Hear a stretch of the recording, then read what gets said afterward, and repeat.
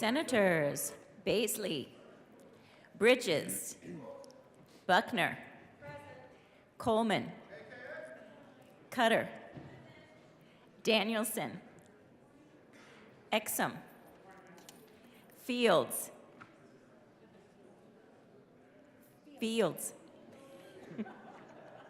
Gardner, Janal, Gonzalez, Hanson,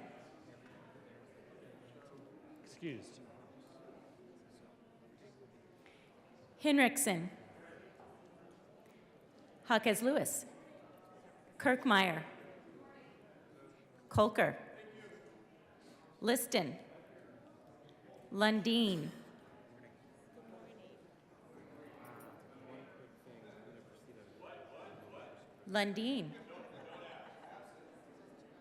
Marchman, Moreno, Mullica, Pelton B, Pelton R, Priola, Rich, Roberts, Rodriguez, Simpson, Smallwood, Sullivan, Van Winkle, Will, Winter, Zenzinger,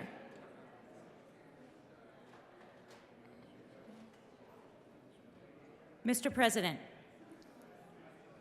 Here. The morning roll call is 34 present, 0 absent, 1 excused. We have a quorum. Will the good senator from Denver please lead us in the Pledge of Allegiance? Thank you, Mr. President. Members, guest staff, please join me in the pledge. I pledge allegiance to the flag of the United States of America and to the republic for which it stands, one nation, under God, indivisible, with liberty and justice for all. Approval of the journal. Senator Kolker. Thank you, Mr. President. I move that the Senate Journal of Tuesday, March 14, 2023 be approved as corrected by the Secretary. You have heard the motion. All those in favor say aye. Aye. Opposed, no. The ayes have it. That motion is adopted. Senate Services. March 15, 2023, correctly engrossed Senate Bills 1722, 58, 87, 94, and 162. Correctly revised House Bills 1006, 1031, 1040, and 1140. Correctly enrolled Senate Memorial 2. Committee reports.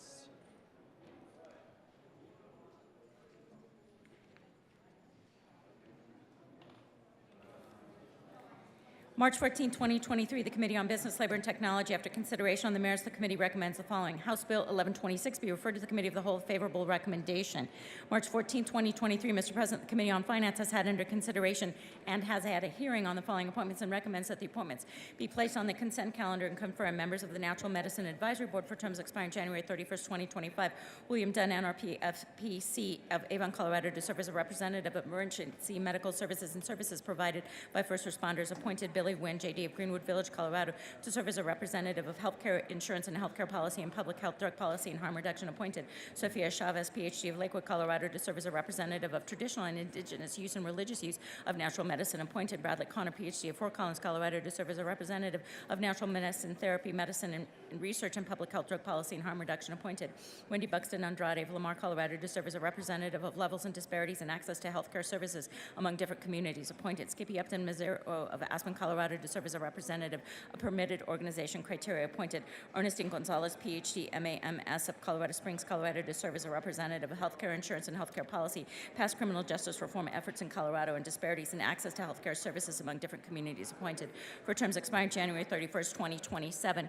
Heather Lundy Nelson, MA of Denver, Colorado, to serve as a representative of mental health and behavioral health providers and disparities in access to healthcare services among different communities. Appointed Dr. Suzanne Sisley of Scottsdale, Arizona, to serve as a representative of mycology and natural medicine cultivation. Appointed Katina Banks, JD of Denver, Colorado, to serve as a representative of permitted organization criteria. Appointed Ricardo Baca of Denver, Colorado, to serve as a representative of traditional indigenous use and public health, drug policy, and harm reduction. Appointed Dr. Alyssa Hannum to serve as a representative of mental and behavioral health providers and issues confronting veterans. Appointed Clarissa Pinkola Estes of PhD of Denver, Colorado, to serve as a representative of traditional, indigenous use and religious use, appointed Joshua Goodvin. PhD of Aurora, Colorado, to serve as a representative of issues confronting veterans, appointed Sheriff David Lucero. Pueblo, Colorado, to serve as a representative of past criminal justice reform in Colorado, appointed March 14, 2023. Committee on Finance, after consideration on the merits, the committee recommends the following: Senate Bill 163 be amended as follows, and as so amended be referred to the Committee on Appropriations with favorable recommendation.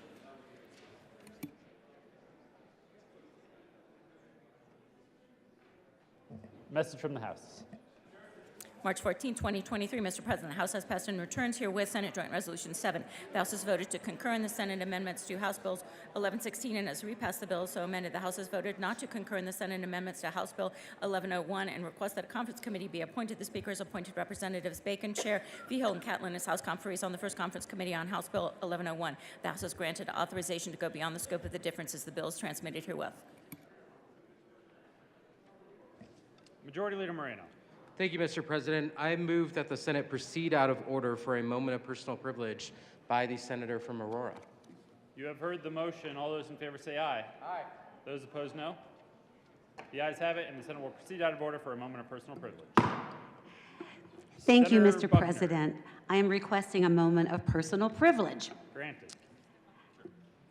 I am absolutely thrilled today to have some special guests and friends here. We want to welcome the members of Alpha Kappa Alpha sorority. And if you'll notice, I think you can figure out what our colors are, because we see a lot of pink and green in the Senate today. And these are all of our sorority sisters. Yeah, we're a combo. Alpha Kappa Alpha sorority is a sorority of service and sisterhood. The cornerstone of Alpha Kappa Alpha sorority is service, sisterhood, and scholastic achievement. Alpha Kappa Alpha sorority was founded in 1908 at Howard University in Washington, D.C.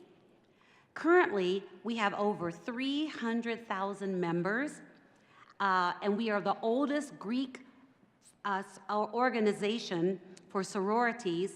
And let me tell you some of the special people who are members of Alpha Kappa Alpha sorority. Coretta Scott King, Wanda Sykes, Maya Angelou, Felicia Rashad, Althea Gibson, and our Vice President, Kamala Harris, who many of us got to meet last week when she was in town. She is also a member of our sorority. I am so proud because these amazing ladies are all professionals, all college educated, and they lift, Senator Fields and I, they lift us up all the time. They are very engaged in politics. They're very engaged in the bills that we run down here in the Senate and in the House. And they're not just looking at the bills that the Democrats run, but they're also looking at the legislation that the Republicans run. And most of us have co-prime bills, and we always work across the aisle. So they are really engaged in what we are doing here at the state capitol. And they're going to be observing us today as we do our seconds and thirds. So I'm hoping that all of you will be on your best behavior. We would like to introduce some of the members, and I would like to introduce our regional director, Soror Anika Starling Wilson. Thank you for flying in to be with us today. We are so proud of the guidance that you give us as a sorority. And I'm going to let my soror, Senator Fields, introduce some of our other special guests. Senator Fields. Good morning, Mr. President and colleagues. I'd like to also request a personal moment of privilege to add to the remarks of my colleague and my sister. Granted. Thank you. Members, you already heard a history view as it relates to our sorority, Alpha Kappa Alpha Sorority, Inc., which started in 1908. And in 1908, we had 9 African-American women that attended Howard University to create this organization. So if you do the math, 1908 to 9, I believe that's 114 years. And in 1908, that's when Henry Ford introduced the T model. That's when the Wright brothers introduced that we could fly. Teddy Roosevelt was the president at that time. And it was also segregation, which means that there was separate but equal kinds of things going on. Separate water fountains, separate hospitals, separate schools. Despite all that, we had these courageous women that created this organization that's now over 100 years old. I can tell you that I'm honored to be a member of this sorority. I've been a member since 1989. And some of the things that we stand for, first of all, we stand for the strengthening of our sisterhood. That's important. To empower our families, important. We're building our economic wealth. That's important. We're enhancing our environment to make sure that we always have access to clean air, water, and land. We are strong advocates for social justice. And throughout that, we are uplifting our local community because you heard we have chapters all over the globe. We have 3 chapters here in Colorado. I'll be introducing the presidents of those organizations. But basically, we're about sisterhood and we're about improving the lives of those that are around us. And so I am just elated to introduce to you the noble women of Alpha Kappa Alpha sorority. Our colors are pink and green. That's why you see us wearing these colors, because that's what we are about. Not only our colors, it's about our service. And our jewelry, of course, is pearls. We love our pearls. So we've already mentioned the regional director. I'd like to also introduce, if you could please stand, Alicia Harvey. She's the regional secretary, is what that is. Anita Westbury, regional, I can't read the writing. Is that? Oh, Anita Westbury, Regional Protocol. Protocol, okay. Annetta Jones Fields, she's the Regional Connections Social Action Coordinator. We have Sharon Hicks, she's the president of Epsilon Nu Omega. We then also have Kathy Nesbitt, who is the president of the Aurora chapter, and then we also have Angela Stevens, who is the president of the Colorado Springs chapter, and with all the members of Alpha Kappa Alpha sorority in the gallery. In the gallery, too. And then on the benches there, would you please stand? And members, let's give them a warm welcome.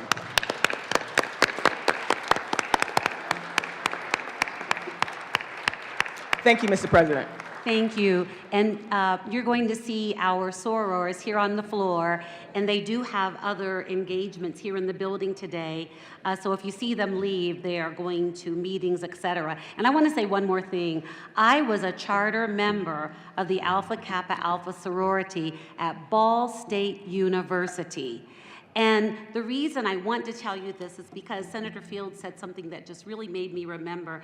When I was a freshman in college, I had a GPA of 3.9, and I was asked to join a couple of the Caucasian sororities, and I went through Rush, and when I got to the end of Rush, they said that I could not join their sorority because they did not allow anyone who was black to join their sorority. So guess what? We founded our own sorority at Ball State University, and I am a charter member. So when we talk about sisterhood, we have deep sisterhood, and these ladies mean so much to me and to Senator Fields. So thank you for being here with us today. Majority Leader Moreno. Thank you, Mr. President. Well, congratulations to the senator from Aurora for having a far higher college GPA than I ever did. Mr. President, I move to continue to proceed out of order for a moment of personal privilege by the senator from Colorado Springs. You have heard the motion. All those in favor say aye. Aye. Opposed, no. The ayes have it. The Senate will proceed out of order. Very good. Thank you, Mr. Senator President. listed. I do request a moment of personal privilege. If that is in order, I would appreciate it. Granted. Very good. Members, good morning. I want to introduce to you a group of individuals here in the back corner joining us in the chamber this morning. I've mentioned them the last couple of days. These are members of CAMES, the Colorado Association of Medical Equipment Services. CAMES is an organization made up of medical equipment companies, including auction delivery services and supplies, medical supplies, orthotics, prosthetics, wheelchairs, hospital beds, rehabilitation equipment, and many other specialty medical items. CAMES follows healthcare trends and provides medical equipment information to the community. CAMES follows many issues, but the following seems to be the most important public policy issues for this legislative period. They're interested in Medicaid reimbursement reductions, competitive bidding, access to quality care for their patients, which are our clients as well, affordable health care, adequate reimbursement for their businesses, and an environment in which our businesses can also grow. In recent years, CAMES members are being impacted by the supply chain issues and continue to provide care to their patients because of their overall mission to provide this critical care to the community, despite reimbursement challenges. I hope you'll get the opportunity as this morning, they had a little reception this morning by the Supreme Court chambers, and I hope you'll have a chance to come and meet them. And will the CAMES members please stand to be recognized?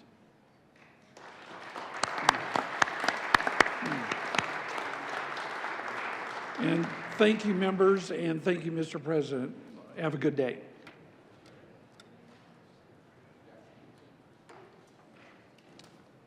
Members, I am a big fan of sororities and medical equipment. However, just a reminder on what is not allowed under moments of personal privilege. So Senator Liston, Senator Buckner, Senator Fields collectively will be fined $1. So you each owe 33 cents. One of you owes 34 cents.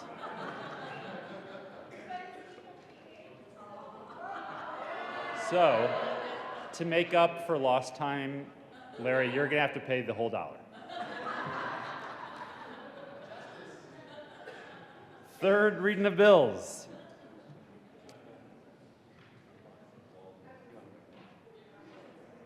Good. Third reading of bills, consent calendar. Will the clerk please read the titles to all of the bills on the consent calendar? House Bill 1140, Representative Snyder and Evans, Senators Rodriguez and Van Winkle, concerning the requirement that businesses licensed to sell power sports vehicles have a principal place of business. House Bill 1040, Representatives Leader and Frizzell, Senators Cutter and Pelton R., concerning updates regarding Prader-Willi syndrome. Majority Leader Moreno. Thank you, Mr. President. I move for the passage of all the bills on the third reading consent calendar, which includes House Bills 1140 and 1040. Is there any discussion on any of the bills? Seeing none, the motion is the passage of all of the bills on the third reading of bills consent calendar. Are there any no votes on any of the bills? With a vote of 34 ayes, 0 noes, 0 absent, 1 excused, House Bill 1140 is passed. Co-sponsors.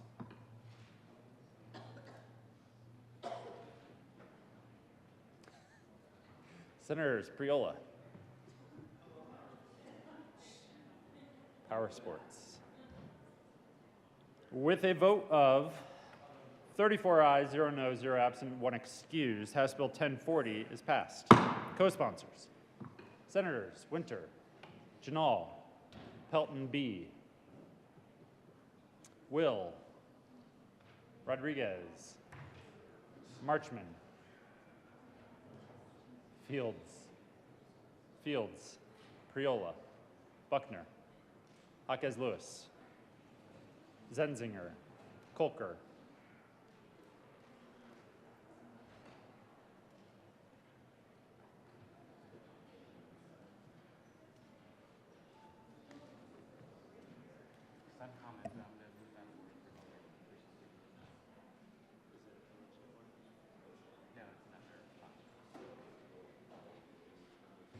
Majority Leader Moreno. Thank you, Mr. President. I move that the Senate proceed out of order for a moment of personal privilege by the senator from Wheat Ridge. You have heard the motion. All those in favor say aye. Those opposed, no. The ayes have it, and the Senate will proceed out of order for a moment of personal privilege. Senator Danielson. Thank you, Mr. President. I request a moment of personal privilege. Granted. Thank you, Mr. President, and I'm watching as the folks we're going to honor next with a tribute are filing into the Senate gallery. So welcome, and as you get seated, I'm going to read the tribute. And just to explain, folks, we're honoring today home care workers and state workers. So I'll just get started as they get seated down. Welcome. The Senate of the Colorado Legislature convened in the first regular session of the 74th General Assembly hereby extends heartiest congratulations and commendation to Colorado's care workers and state employees. The members of the Colorado Senate are proud to honor our state's home care workers and state employees for their hard work and sacrifices to keep our state going, especially through the past few years of the COVID crisis. Across our state, care workers provide care that allows our aging loved ones and Coloradans with disabilities to live in their own homes with dignity and with independence. Home care workers provide compassionate, skilled care in people's most vulnerable moments. They deserve to be valued and respected for their important work. Every day, state employees care for our veterans, repair our bridges and roads, protect our water and public lands, and provide many more essential services. We also recognize their commitment and tireless efforts to improve public services, and the state workforce that provides them helps ensure Colorado's future is bright and equitable for all. Furthermore, the members of the Colorado Senate are proud to recognize and thank these essential workers, members of Colorado Workers for Innovative and New Solutions, or as you would know it, Colorado Wins, and Colorado Care Workers Unite, or CCWU, for their important and ongoing contributions that keep our communities safe, clean, healthy, and cared for. On the request of Senators Nick Hinrichsen and Jesse Danielson, given this, 15th day of March, 2023, State Capitol, Denver, Colorado. Signed by the President, Steve Fenberg. Thank you so much, folks, for standing. You can be seated. And I just wanted to add a few remarks and thank my colleague for bringing this tribute forward with me. I think we all understand and recognize and are grateful for the contributions of state workers, and it's a privilege to be able to honor them today, as well as home care workers. We may all need them someday. As we age, or if we become disabled, we have to recognize that this is an essential part of our workforce, providing essential care for our loved ones, and is part of a broader effort to make sure that people can live in their homes independently with dignity as long as they see fit. And without those care workers, that doesn't happen. So I want to thank them with all my heart for the care you provide. It is a job that is not the highest paid. We demand of them difficult hours, hard tasks, and with the help of the legislature, I hope that we can improve things for our care workers going into the future to stabilize that workforce and provide even better care for our loved ones across the state. So thank you for all you do. Thank you.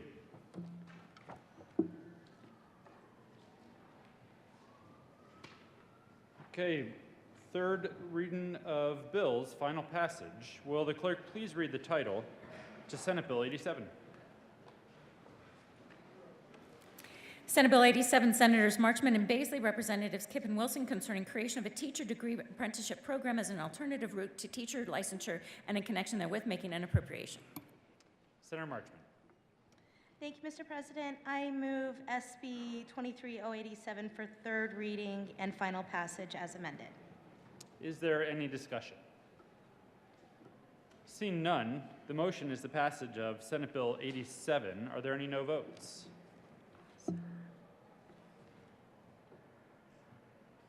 With a vote of 34 ayes, 0 noes, 0 absent, 1 excused, Senate Bill 87 is passed. Co-sponsors. Senators Malika, Exum, Roberts, Smallwood, Van Winkle, Majority Leader Moreno, Gonzalez, Janal, Kolker, Jaquez Lewis, Zenzinger, Rodriguez, Fields, Henriksen, Sullivan, Cutter, Priola, Winter, Buckner, Kirkmeyer, Liston, Simpson, Will, Gardner, Coleman, Minority Leader Lundin, Danielson,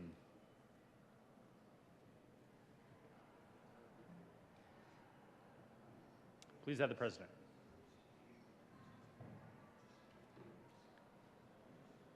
Will the clerk please read the title to Senate Bill 17? Senate Bill 17, Senator Winter F., Representative Wilford and Joseph, concerning the addition of qualifying uses of paid sick leave and in connection therewith making an appropriation. Senator Winter. Thank you, Mr. President. I move for third reading and final passage, Senate Bill 17. Is there any discussion?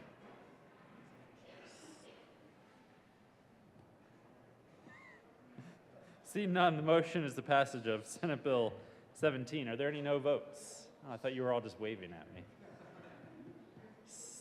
Senators Van Winkle, Will, Baisley, Rich, Gardner, Minority Leader Lundin, Smallwood, Kirkmeyer, Liston, Pelton B, Pelton R, Simpson.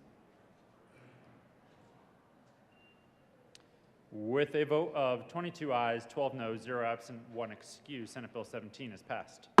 Co-sponsors, Senators Gonzalez, Bridges, Sullivan, Danielson, Jaquez Lewis, Marchman, Henriksen, Cutter, Buckner, Priola, Fields, Majority Leader Moreno, Exum, Coleman,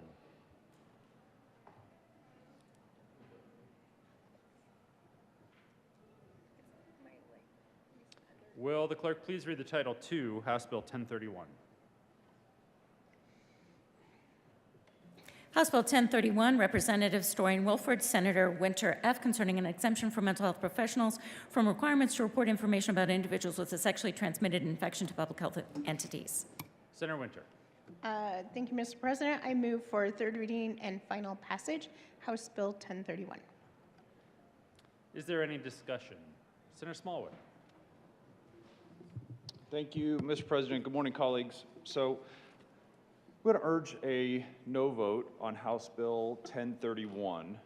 And I know the room was somewhat empty when we talked about this on seconds. So I do want to make sure people know what we're voting on here. So what this bill does is today, under current law, every healthcare provider in our state is required to report specific information about an individual known to that provider to have a diagnosis of or a positive test for a sexually transmitted infection to the Department of Public Health and Environment or a local public health agency. What this bill does is it exempts mental health professionals from this reporting requirement. So the concept of the bill is, I don't think, could be any more simple. Everyone is required to report on this information to CDPHE, and we're simply saying, actually, we don't think that's a good idea. We think some of those healthcare professionals should be exempted from this. So I'm going to give you 3 reasons why I think you should vote no on this bill. Why I think everybody, especially those who pay attention to health policy, knowing that we just came out of a pandemic and we understand the impacts of epidemics, why I think everybody should vote no on this bill. We are in an epidemic. So I read to you on seconds information from 11 months ago. This is not ancient history. This was 11 months ago, reported by the Denver Post. Colorado syphilis and gonorrhea rates shot up during the first year of the pandemic as STDs returned to 1990s levels nationally. Okay? We're in an epidemic, certainly of syphilis and gonorrhea. So that'll be my first point. Second, we're going to talk about the fact that it is clear that the Colorado Department of Public Health and Environment has stated that testing and reporting is critical if we're going to get our arms around this epidemic. And thirdly, what I want you to ask yourselves is, who is potentially being helped with this bill, and who is potentially being harmed with this bill? One thing you did not hear, at least I don't believe you heard on seconds, is what's the good of doing this? How are we helping the state by having less information about sexually transmitted infections going into CDPHE?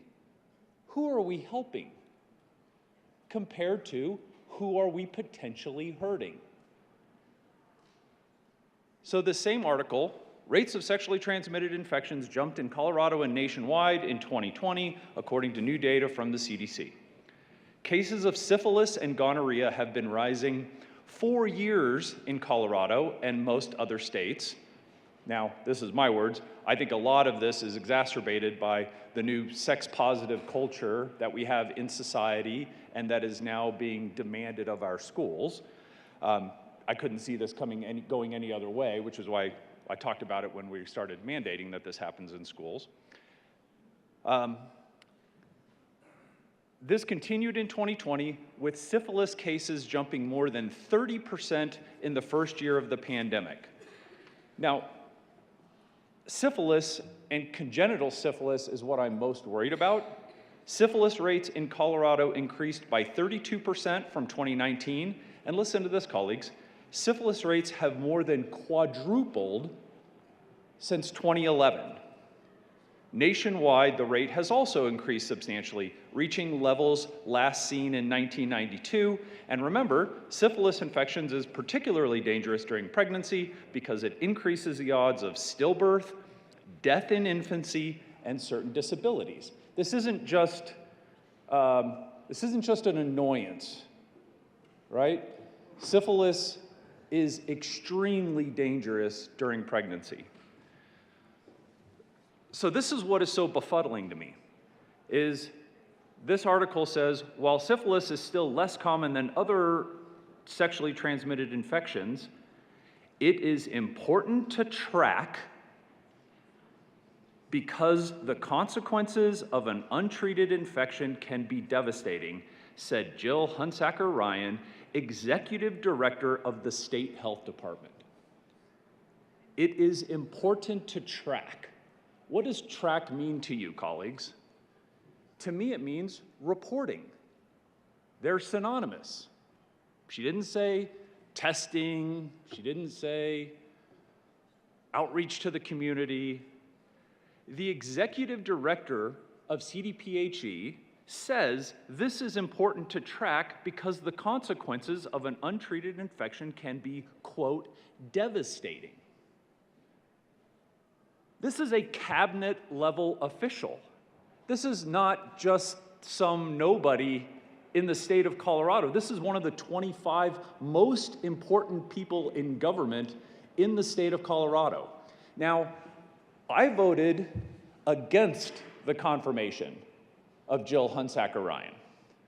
I was one of very few people, maybe the only person in this room, that voted against that confirmation. I was worried at the time that the executive director might have a credibility issue. All of the rest of you, I think, disagreed with me. It's interesting how serendipity works, I guess. Now here we are, where the executive director, a cabinet-level official of CDPHE, is saying, we need more reporting, and according to the vote on seconds, virtually all of you disagreed with the executive director of CDPHE and said, you know what? No, we think you're wrong. Maybe what we actually need is less tracking. Maybe what we need is less reporting. because that is exactly what this bill does. And you might hear arguments, this is only incrementally reducing reporting and tracking. It's not doing it by a whole lot. But colleagues, we're in an epidemic. Should we be doing anything that goes in the wrong direction of more testing, more tracking, and more reporting? This is going in the exact opposite direction of what the executive director, a cabinet-level official of CDPHE, has told us all 11 months ago. Maybe you don't think the consequences of having untreated syphilis is important. Maybe you disagree with the executive director there. Gonorrhea followed a similar pattern to syphilis, with nationwide rates reaching levels last seen in 1991. I just graduated from high school. That was a long time ago. The rate more than tripled between 2011 and 2020. Syphilis rates quadrupling, gonorrhea rates tripling, and what does the Colorado General Assembly have to say? We need less tracking. That's what we need. We're really not concerned about this. Untreated gonorrhea infections can lead to long-term pain in the reproductive organs and infertility for both sexes, though women are at a higher risk of bad outcomes. That's what happens with untreated gonorrhea, which has tripled. But what does the Colorado General Assembly say about that? What we really think we need is a little bit less tracking, a little bit less reporting. I would say, colleagues, that this is absurd, but I find that word to be a little bit demeaning in this chamber. Colorado chlamydia cases are up 6.6% compared to 2011. Women are at risk of chronic pain and infertility. And what are we doing to help stem that epidemic? We think what we want to provide is less tracking and less reporting.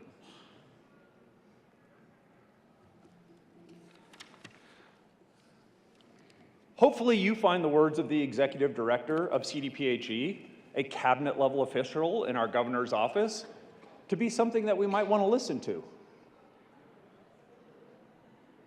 But I would ask you to ask yourself, when your constituents come to talk to you about why you voted yes on House Bill 1031 while I am voting no, I hope you have an answer formulated as to why less testing, or in this case, less reporting, as the executive director would say, less tracking of this is a good thing. Who are we benefiting? Who is helped with this? I heard nobody in testimony.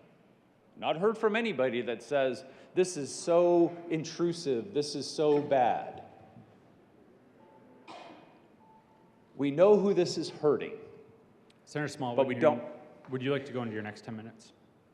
You know, I think Mr. President, thank you for that. I think I will reserve the rest of my comments if any of my colleagues would like to come up and discuss who is helped with House Bill 1031. Colleagues, thank you for your attention.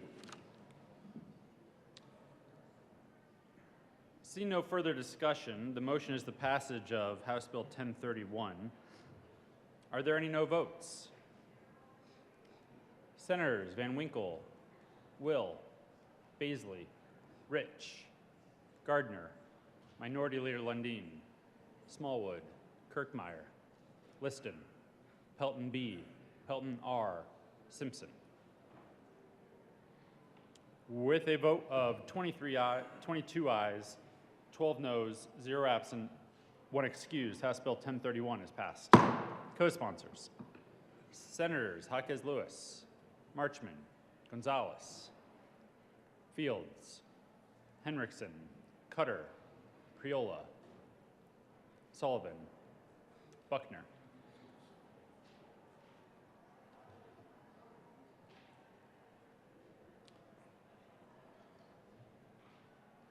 Will the clerk please read the title to Senate Bill 94?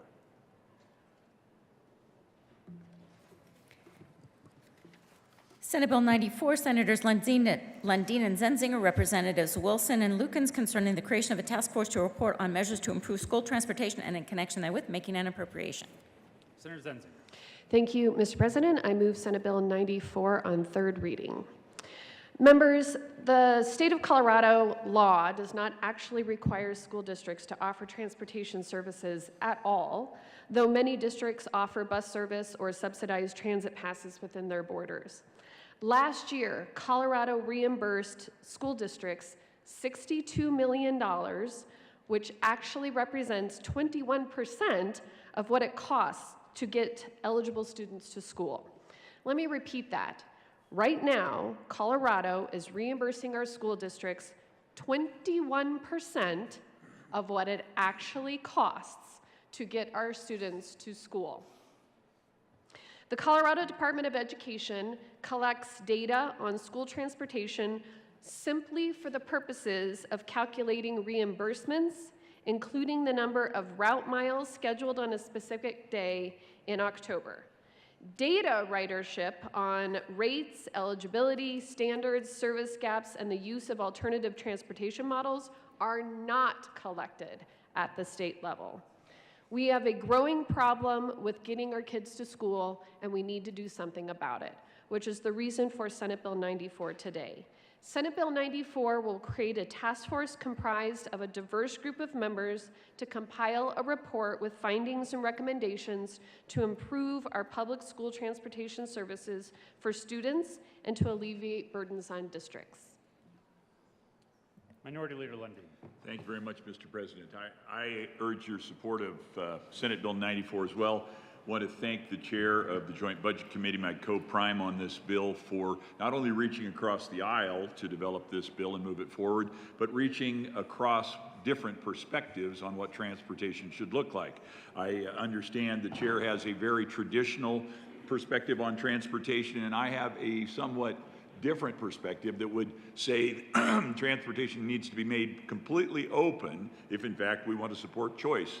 And with that set of different perspectives, we bring this bill forward to have a robust conversation around improving transportation in Colorado. Thank you, Mr. President. Seeing no further discussion, the motion is the adoption of Senate Bill 94. Are there any no votes? Senators Smallwood,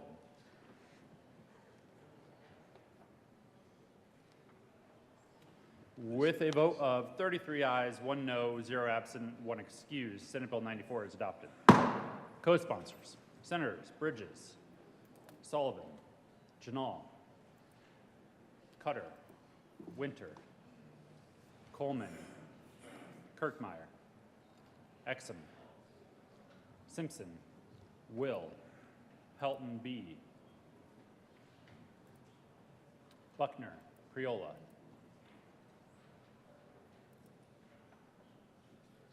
will the clerk please read the title to Senate Bill 58? Senate Bill 58, Senators Danielson and Hawkins Lewis, Representatives Wolford and Young, concerning required disclosures of age-related information on job applications and in connection therewith making an appropriation. Senator Hawkins Lewis. Thank you, Mr. President. I move Senate Bill 58 on third reading and final passage and ask for your support. Is there any discussion? Seeing none, the motion is the passage of Senate Bill 58. Are there any no votes? Senators Van Winkle, Will, Baisley, Rich, Gardner, Minority Leader Lundin, Smallwood, Kirkmeyer, Liston, Pelton B, Pelton R, Simpson.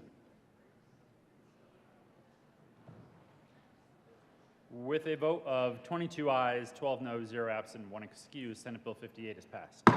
Co-sponsors.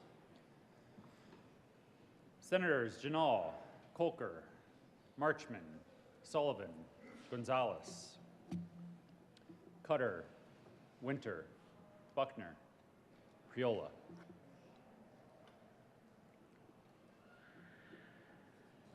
Will the clerk please read the title to House Bill 1006?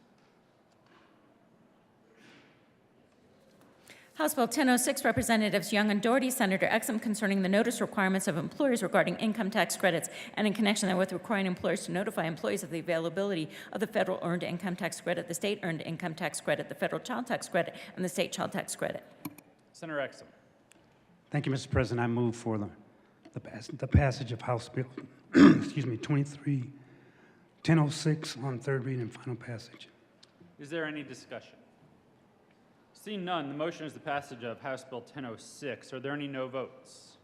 Senators Van Winkle, Baisley, Will, Rich, Gardner, Minority Leader Lundin, Smallwood, Kirkmeyer, Liston, Pelton B, Pelton R, Simpson. With a vote of 22 ayes, 12 noes, 0 absent, 1 excused, House Bill 1006 is passed. Co-sponsors: Senators Jaquez Lewis, Janal, Majority Leader Moreno, Henriksen, Fields, Marchman, Priola, Danielson, Cutter, Winter, Buckner, Coleman. Please add the President. Will the clerk please read the title to Senate Bill 22?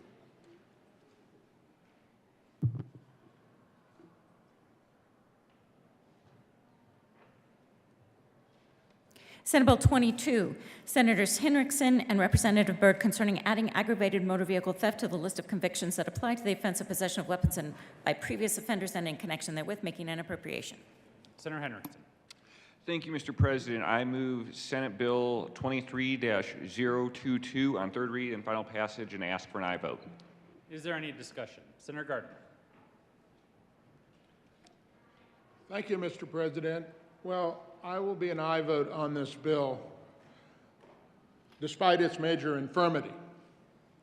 Its major infirmity is that it does not include an additional offense of felony possession, distribution of drugs, which was eliminated a couple of years ago as being an offense for which the possession of a weapon would itself become a felony. So I appreciate that the sponsor brought this bill. I wish it would do more to deal with the serious problem of crime in our state. Thank you. The motion is the passage of Senate Bill 22. Are there any no votes? Senators Van Winkle, Baisley, Rich, Gonzalez, Priola.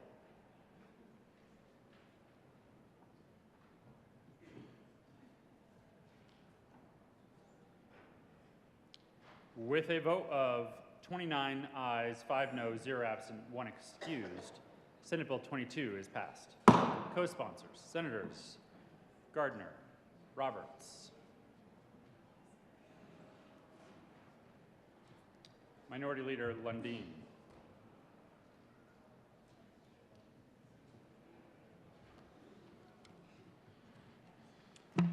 will the clerk please read the title to Senate Bill 162? Senate Bill 162, Senators Will and Jaquez Lewis, Representatives Lindsay and Tatung, concerning increasing access to pharmacy services. Senator Jaquez Lewis. Thank you, Mr. President. I move Senate Bill 162 on third reading and final passage and ask for your aye vote. Is there any discussion? Seeing none, the motion is the passage of Senate Bill 162. Are there any no votes? Senators Van Winkle, Smallwood, Minority Leader Lundin, Gardner,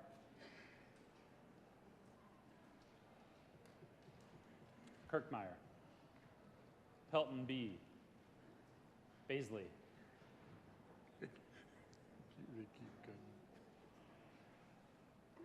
with a vote of 27 ayes, 7 noes, 0 absent, 1 excused, Senate Bill 162 is passed. Co-sponsors: Majority Leader Moreno, Senators Marchman, Buckner, Winter, Cutter, Priola, Danielson,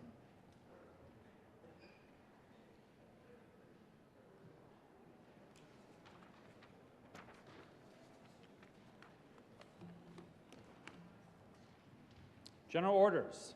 Second reading of bills. Senator Exum. Thank you, Mr. President. I move that the Senate resolve itself in the Committee of the Whole for consideration of general orders. Second reading of bills. You have heard the motion. All those in favor say aye. Aye. Opposed, no. The ayes have it, and the motion is adopted. The Senate will resolve itself into the Committee of the Whole for the consideration of the general orders. Second reading of bills, and Senator Exum will take the chair.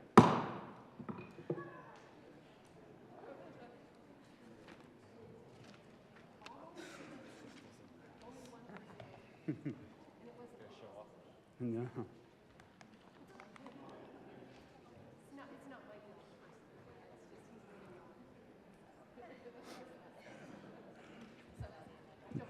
The committee will come to order and the court rule is relaxed. Will the clerk please read the title to House Bill 231011? House Bill 1011, Representatives Tatone and Weinberg, Senators Hinrichsen and Marchman, concerning a requirement that an agricultural equipment manufacturer facilitate the repair of its equipment by providing certain other persons with the resources needed to repair the manufacturer's agricultural equipment. Senator Marchman. Thank you, Mr. Chair. I move HB 231011 and the Ag Committee report. To the Ag report. Do you want me to talk about it? Should I talk about it? What? Yeah. We met and talked about a number of amendments that we're going to hear today. We've done a lot of work with a lot of stakeholders, and I'm excited to be bringing this forward today. We agreed to 2 amendments coming out of committee, and we'll be coming forth with 5 friendly amendments today. So we've done a lot of work on this. Is there any further discussion on the Ag report? Seeing none, the question before us is the adoption of the Ag and Natural Resources report. All those in favor say aye. All opposed say no. The Ag report is adopted. To the bill. There's an amendment on the desk. What do you think we should do? Will the clerk please read Amendment L029? Amendment L029 by Senator Pelton B. Amend Marine Grossville, page Thank 2, you. strike line 7. Substitute 2. Senator Pelton B. Thank you, Mr. Chair. I move L029. To the amendment. Thank you, Mr. Chair. So what this amendment does is it actually, we talked about parts language in the committee, and I had an amendment to actually fix the parts language, and nobody liked that language. So this was language that came up before yesterday when people had met and make this people, and I'm talking about producers, manufacturers, and they came up with this language. So I would like to move this amendment to fix the language in the parts part of the bill. And I want to thank the sponsors for working with us to try to fix this and making the commitment to fix this language. Thank you. Senator Henderson. Thank you, Mr. Chair. Colleagues, this is a friendly amendment. I want to thank the senator from Peltonia for his work on getting this right. It has been our intent all along that a dealer selling parts that people are using to repair their equipment should be able to do that in a manner that is profitable, working at a way that gets at the language that ensures that that is doable has been difficult. I think we have that nuance figured out. And again, I want to reiterate my thanks to the senator from Northeastern Colorado for his effort into to getting that right. Is there any further discussion on Amendment L029? Seeing none, the question before us is the adoption of Amendment L029. All those in favor say aye. Aye. All opposed say no. The amendment is adopted. There is another amendment on the desk. Will the clerk please read the Amendment L028? Amendment L028 by Senator Priola, amend Marine Grossville, page 2, line 7, strike and 5A, and substitute Senator 5A Priola. and B. Thank you, Mr. Chair. Members, we heard this bill in Ag Committee last week. I move L028. And, To the amendment.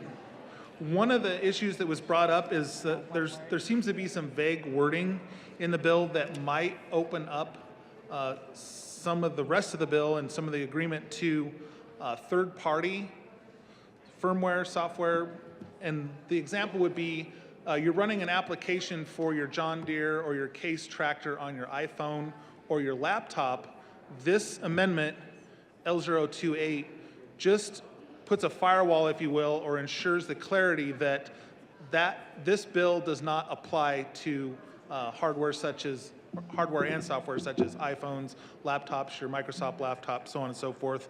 Spoke with the sponsors. They're fine with the amendment. Ask for an aye vote. Thank you. Senator Marchman.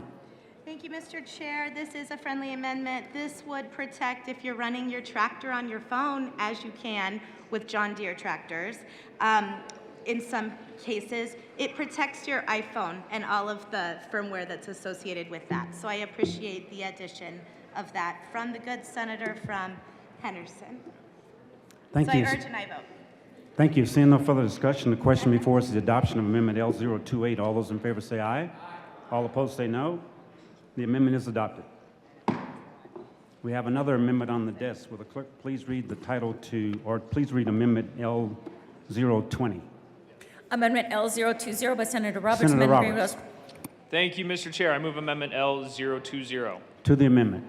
Thank you, Mr. Chair. Colleagues, this amendment is in regards to the memorandums of understanding that have cropped up, pardon the pun, on this issue over the last few months. Essentially, what these memorandums of understanding have done is they are an agreement between the manufacturers, such as John Deere, and national agriculture groups like the American Farm Bureau, which basically give the members of that organization the right to repair their own equipment. And the manufacturer is in agreement with them through this non-governmental memorandum of understanding to do so. Of course, this is a great non-governmental solution, but essentially it is not locked in any statute. There is no guarantee that it lasts for a long time, and it could be revoked at any time. And we heard a lot of testimony in committee about this. We also heard that memorandums of understanding are a great way to spread this right to repair across the country. All of you have the ability to go to independent repair dealers, shops, or hire your own mechanic or do your own work on your vehicles, your automobiles, because of a memorandum of understanding, not because of a Colorado state law. So what this amendment does is essentially says, if there is a memorandum of understanding in effect, that the memorandum of understanding is the controlling document when it comes to right to repair in Colorado. But if that memorandum of understanding falls out of effect, or if it is not giving the individual the information or tools that they need to effectively repair their own equipment, then we would defer to the Colorado state law if this bill passes. This is a friendly amendment. I appreciate the sponsors working on this, as well as all the stakeholders who got us to this point. I think this is good policy. It will also make Colorado hopefully the national model for this to spread across the country, and I'd ask for an aye vote. Thank you. Senator Marchman. Thank you, Mr. Chair. I just want to echo what the good senator from Avon said. This is a great amendment. This is going to make our statute the floor, and the MOUs hopefully will continue to come. We had 2 additional MOUs come from nationwide farm companies on Thursday when we heard this in committee. So we hope that that will encourage them to continue to bring MOUs. And so I urge an aye vote. Thank you. Any further discussion on Amendment L020? Seeing none, the question before us is adoption of Amendment L020. All those in favor say aye. Aye. All opposed say no. The amendment is adopted. We have another amendment on the desk. Will the clerk please read Amendment L031? Amendment L031 by Senator Marchman, amending gross bill. Senator page Marchman. 297. Thank you, Mr. Chair. Let's see. This amendment will add data that exists. Senator Marchman, will you please move the amendment I'm so first? sorry. That's okay. I'd like to move Amendment 31. To the amendment. L031. Thank you, Mr. Chair. So what this will do is add data that is available from the sensors that are on the different farm equipment. It'll provide this data to the users and the owners of the equipment. So this is a new win for owners. I urge an aye vote. Thank you. Any further discussion on Amendment L031? Seeing none, the question before us is the adoption of Amendment L031. All those in favor say aye. Aye. All opposed say no. The amendment is adopted. I forgot there's one. We have That that was 30. We have another amendment on the desk. Will the clerk please read Amendment L030? Amendment L030 by Senator Senator Marching. Pelton Bin. Thank you, Mr. Chair. I move L030. To the amendment. Thank you. What this will do is we'll redefine what embedded software is so that repair people, owners, dealers will be able to access all of the controlling network, and it keeps the authorized agents happy, the authorized dealers happy. So I urge an aye vote on this. Thank you. Senator Perola. Thank you, Mr. Chair. Members, I just want to underline and thank the sponsors for this amendment. This is a critical amendment in that it protects the intellectual property of the manufacturers from, folks causing problems with it or industrial espionage. I ask for an aye vote on L030. Thank you. Seeing no further discussion, the question before us is the adoption of Amendment L030. All those in favor say aye. All opposed say no. The amendment is adopted. To the bill. Senator Simpson. Thank you, Mr. Chair. Thank you to the sponsors, the good sponsors from Loveland and Pueblo. Senators, colleagues, this was a bill, a concept presented to me for potential sponsorship late last year. I reviewed the bill, walked through it, tried to think about the impacts, the unintended consequences, and chose not to be a sponsor of the bill. As one of the few members of this body that owns agricultural equipment, that should raise a little bit of a flag with folks to say, maybe there's something not quite right in the bill. And I think I can highlight that by the introduced bill is not quite 4 pages long. Today was the introduction of the 31st Amendment to that bill. Now, this is the machine. This is the sausage for grinding to get to good policy. I want to just share with you some of my thoughts and perspectives and what it feels like we're trying to fit a square peg into a round hole. I know it's hyperbole, but also I told the House sponsor that it was really a solution looking for a problem. I can identify, again, I represent thousands of farmers across southern Colorado in my prior district, Senate District 35, all down the Arkansas Valley, all the way to Kansas, now all the way west to Utah in Senate District 6. In my lifetime, I'm 61 and been around ag and ag equipment my entire life. Not once has conversation come up, man, I need a right to repair. I desperately need this. Across my constituency, over the course of, since the bill was introduced, I've had a grand total of 4 people approach me about supporting the bill and its need. And actually, when I highlighted the bill as introduced was going to require a manufacturer to sell parts to an individual or to an authorized repair provider, an independent repair provider, at the same price they were going to sell parts to a dealer. That's problematic, that the government was going to step in and set price controls for a manufacturer.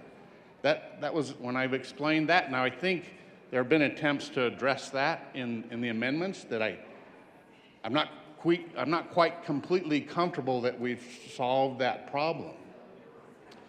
And when I've explained that, even some of the folks that were supportive said, well, we don't want to do that. And in reality, currently, everything that outside of the parts question, everything that's in the bill that requires an OEM, an original equipment manufacturer, to do, they already do. People, farmers, producers have access to the same tools, systems, software that a dealer does. So that's where for me, that challenge of you got a solution looking for a problem. But the real challenge, colleagues, is this is based on, I'll read to you. This is based from Title VI, Article 1, Part 15. The short title of this Part 15 is the Consumer Wheelchair Repair Bill of Rights Act. This was from legislation last year, which I actually supported. But you think of the scale and the magnitude of, if you do a Google search today, I did this morning, of wheelchair dealerships or wheelchair repair facilities, there are a handful in Denver and a couple in Colorado Springs, but the balance of the state doesn't have access. It seemed appropriate to me, there was a space there, plus you're talking about a wheelchair that's not an internal combustion engine with hydraulics, complicated computer systems. I may be out of line there because I don't know what goes into manufacturing current wheelchairs. So what you're trying to do is take legislation that was crafted last year for wheelchairs and make it fit in this space of agricultural equipment. You're dealing with a number of different entities. The manufacturer, who is the original equipment manufacturer, the OEM. You know, John Deere comes to mind immediately. I still have and operate the original 4010 tractor that my dad bought when I was probably 10. You know, he had a 4010. Well, now it has a loader on it where we can move bales of hay, but that's, you know, it's pretty limited what it does today. And I can repair it because the only electronic component on it's not even electronic. The only electric component on it right now is the battery. So outside of that, everything is mechanical. But I'll even talk about part of that. We have a little international, it's called a it's a little track-type tractor. And this is a tractor that you stand in front of with a crank to crank it. And it's really unique. Colleagues, if you've ever been around equipment, it's really unique in that internal combustion engine, when you crank it, it starts on gasoline, it warms up, and then you convert it over to diesel. And I spent my youth on the seat of that tractor at $1 an hour, knocking down brush on our farm. We go along and we have a number of John Deere tractors now, 4560s, even a track-type tractor now that's really more modern. I think about I have Ford tractors, I have AGCO tractors, I have New Holland balers. There's a long laundry list of of equipment and tractors that we take care of and maintain. And I'll highlight again, there's just not been a necessity for the government to step in and push for the right to repair. So we heard the bill in committee. I was proud to see one of my colleagues from northeastern Colorado recognize the value of taking irrigation equipment out of the description of agricultural equipment. Colleagues, irrigation equipment is dominated by three-phase 480 electric power. You don't want farmers having more than rudimentary access to those systems. I work on mine almost all the time with an abundance of precaution and safety, but I don't open up the control panels. I change out gearboxes and motors that fail on occasion. I would challenge, look, I also think in the bill right now, and I didn't offer an amendment, but the bill includes language now that we've added a dealer, the definition of a dealer in the statute. Dealer means a person other than a manufacturer that is engaged in the business of buying, selling, or exchanging equipment in the state. Guess what? I buy, sell, and exchange equipment. Ritchie Brothers out here north of Denver buys, sells, and exchanges equipment. I don't know if that was the intent to include them as a dealer. I think you can buy and sell and exchange equipment on eBay. I don't know that we intended eBay to be characterized as a dealer of agricultural equipment. I'm just trying to highlight this is important policy. It has impacts on my community. I don't know that enough thought went into constructing this policy and trying to take policy crafted for a wheelchair and now expand it to a multi-million-dollar business in the state of Colorado with dealerships constructed all across the state. The real solution are these MOUs, memorandums of understanding, where private businesses and organizations like the American Farm Bureau have come together to craft policy agreed upon by the manufacturers and the organization that put farmers and ranchers in a better spot. Trying to do this through legislation is problematic at best from my perspective. I was opposed to the bill in committee. I'll continue to be opposed to the bill. It is incrementally better out of committee and out of second readings, colleagues. But it's still a place where government doesn't need to interject itself into solving what arguably is a problem in parts of the state of Colorado. Again, I didn't hear from Senator producers. Simpson, hold on just a second. Members and folks in the chamber, can we hold the noise down just a little bit? We have a debate going on in the well, so thank you very much. Please continue, Senator Simpson.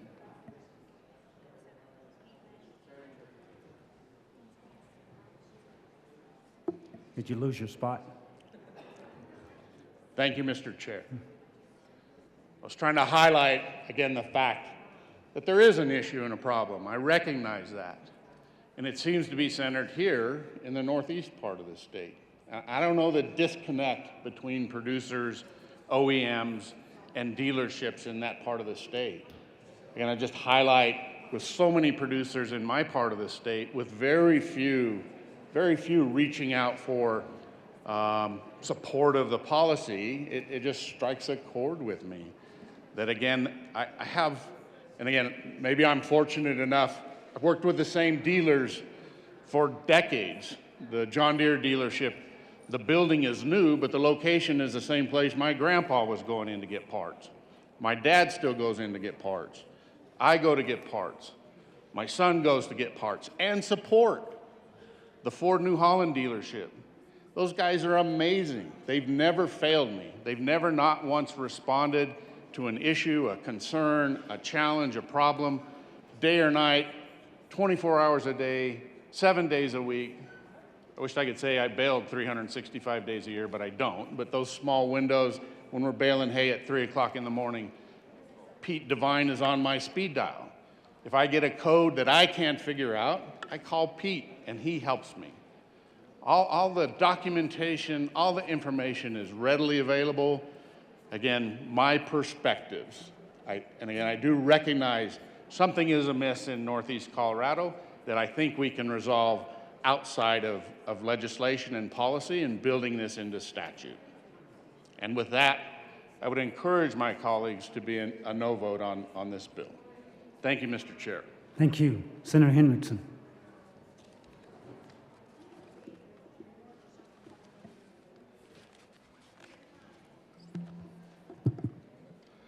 Thank you, Mr. Chair, and thank you to the good senator from the San Luis Valley. I am not a farmer like he is, and I do not have personally the technical knowledge that he does of this equipment. But I asked to join this bill after a couple of my constituents personally reached out and asked me to join this bill because of the problems that they have been having, because of the wait times that they have had to get their equipment serviced by the authorized dealer who is the only one who could make the repairs that they needed for their equipment that was costing them time and money in putting crops in the ground and harvesting them. And I think that's why we have 38,000 farms and ranches in this state, and it's similar stories to that as to why the corn growers support this, the Cattlemen Association support this, the wool growers support this, the wheat growers support this, the Farmer Union supports this, and the Fruit and Vegetable Association all supports this bill. There's been talk about letting the MOUs govern this, and one of the concerns that we have had throughout the process is that an MOU is revocable. But through the conversations that happened in committee and over the last couple of days, what one of the amendments that we just adopted does is it defers to the MOUs. It gives the MOU the force of statute and allows the MOU to govern, except in areas where the MOU is silent.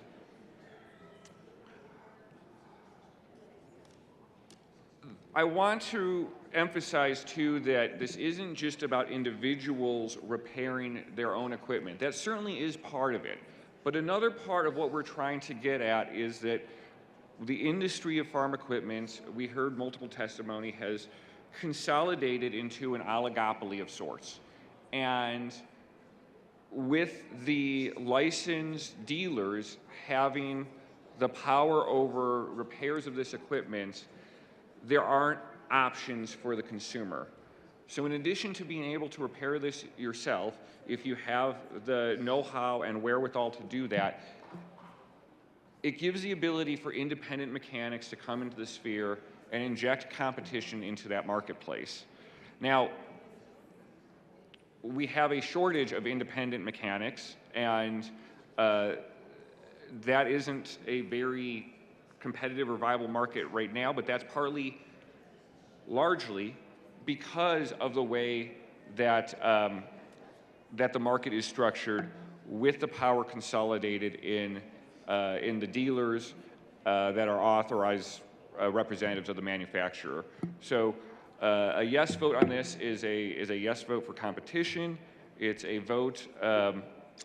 It's a vote for farmers that have brought these concerns to us independently themselves.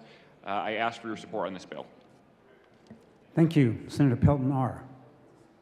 Thank you, Mr. Chair. Thank you, the good senator from Alamosa, for your remarks. I had maybe a handful of producers in my district reach out to me on this bill. One of them described how there was this perception out there that farmers could no longer work on their equipment. Well, that is patently false. I had a couple others that wanted me to vote for this bill, and by the time I got done explaining why I was a no vote, they came around to seeing this bill as a bad bill. We do not need this building getting in between private business and their consumer, which is farmers right now, in this bill. Every senator in this chamber had a chance a week ago. John Deere, Case IH each had a piece of equipment over across the street in Lincoln Park that they would give a personal demonstration to on the tools and the software that's available right now to work on their own equipment. I was the only one that took them up on it. I've been in a Case IH dealership and a John Deere dealership. They did the same thing. They gave me a demonstration on what the farmers have available to them right now. I had a farmer that I drive his combine for him during wheat and milo harvest. He told me, I don't want to know. I want that technician from the dealership to work on my stuff. The combine I operate is one that has a monitor that shows everything going on with that combine. When something fails, it comes up right there with the code. It has the manual in it where I can look up the code. It'll tell me where the sensor is located. I can go fix it, or I can test that sensor to make sure it's wrong. So these tools are already available, some of it free of charge. But if you want to get sophisticated and download onto your laptop from the tractor, combine, swather, you name it, sprayer, you can buy an interface and a program, and it'll let you hook your laptop up to that machine. You can diagnose it and do everything that the monitor already tells you for free, but it may be a little easier to navigate.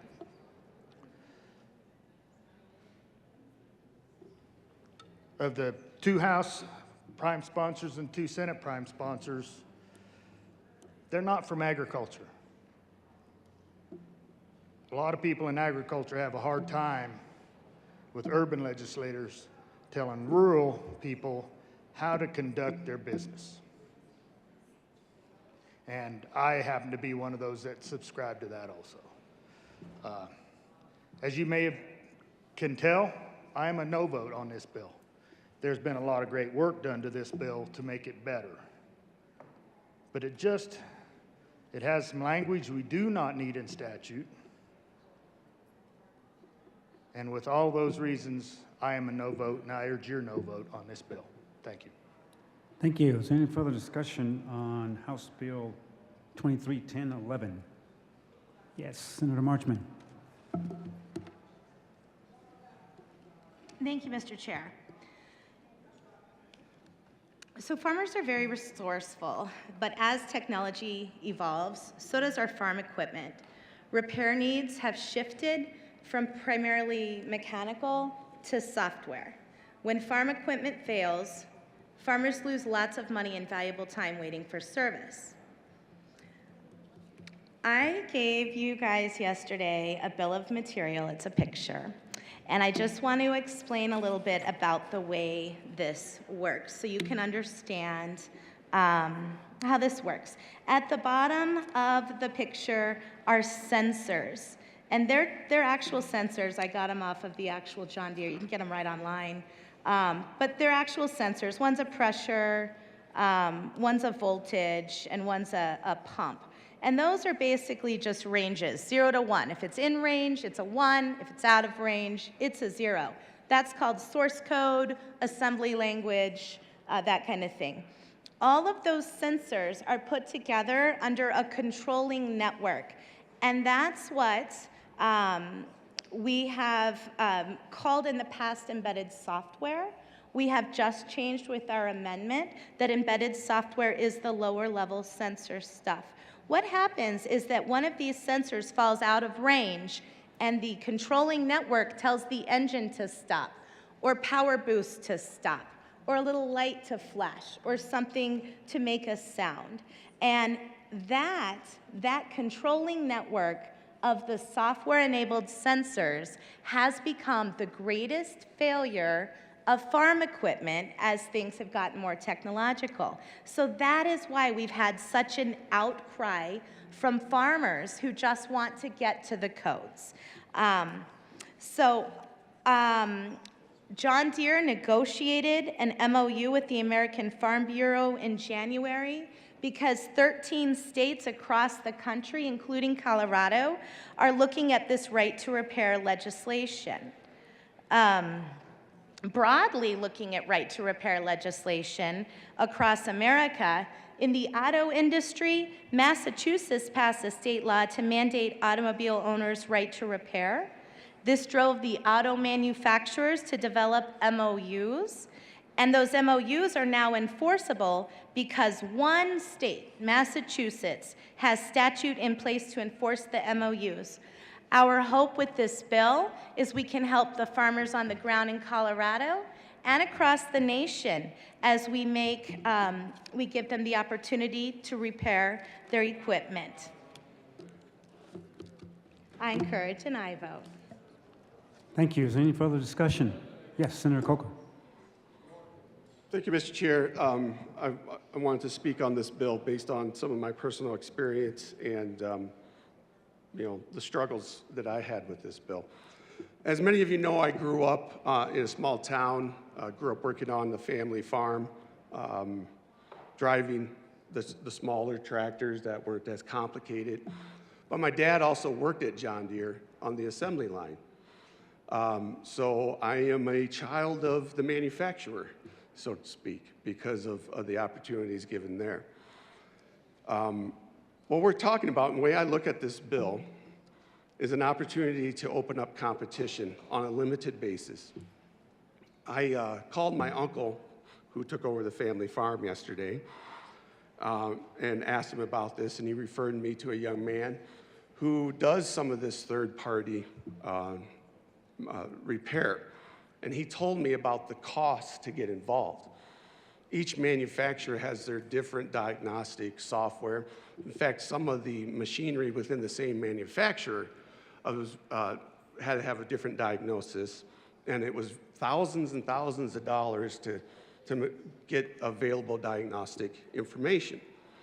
So he was still acting as a third-party repair person, and he used to work for the dealer, and the reason he went out because he thought the dealer was overcharging and harming the farmers. So this isn't a huge market when it comes to, in comparison to automobiles. I mean, we have third-party repair people, third-party repair shops for cars because of the mass production of automobiles. There isn't a huge mass production of agriculture equipment, and so we have a defined implement or dealer that does a majority of that repair work. But some farmers and in some places are asking for support and help for choice. And so in my view, this gives a little bit more choice. It's not going to open it up a huge amount because it's very costly to do this repair and to get this access. And a lot of people are already doing it. And I see this as just opening that door to give that opportunity. I have a story from 2004. I was back during harvest visiting a family farm. And my godson, who happens to be my first cousin, was 10 years old at the time. I was driving a tractor hauling corn from the field into the grain bin, and he was driving the $200,000 combine. He was 10 years old. I went out as I was waiting for him to fill a load, and went into the combine. I sat on the booster seat, the seat that's right next to the operator's seat. Now, when I was 10, I used to sit in that seat while my grandpa was driving the combine. And that combine didn't have the mechanics, the electronics that combines do today. I mean, I'm sitting there and I'm looking at this satellite feed of the field as he is harvesting the corn. And I'm asking him about the different controls, and he's explaining them to me, you know, because I was asking too. I said, listen, when I was 10, I was sitting in this booster. You know, I'm an adult now, I'd like to drive. And he starts explaining everything to me, and I said, forget it. You keep driving, it's too complicated for me. The point of this story is these are still complicated machineries. This is still something that I don't think is every farmer and every person off the street is going to be able to fix. This is just going to open the door to offer some more competition. So for that reason, I'm an aye vote. Thank you. Seeing no further discussion, the question before us is the adoption of House Bill 231011. All those in favor say aye. Aye. All opposed say no. No. The ayes have it.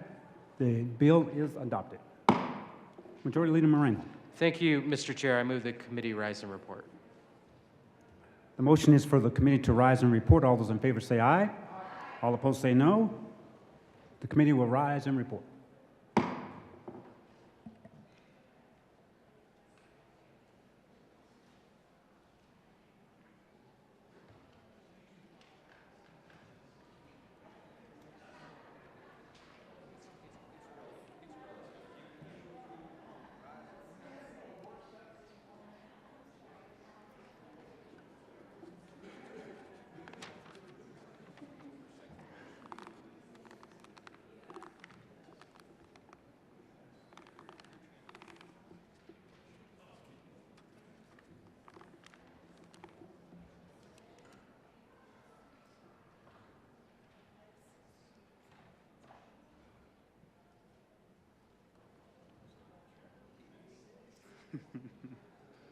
Looking for the president. Anybody seen the president?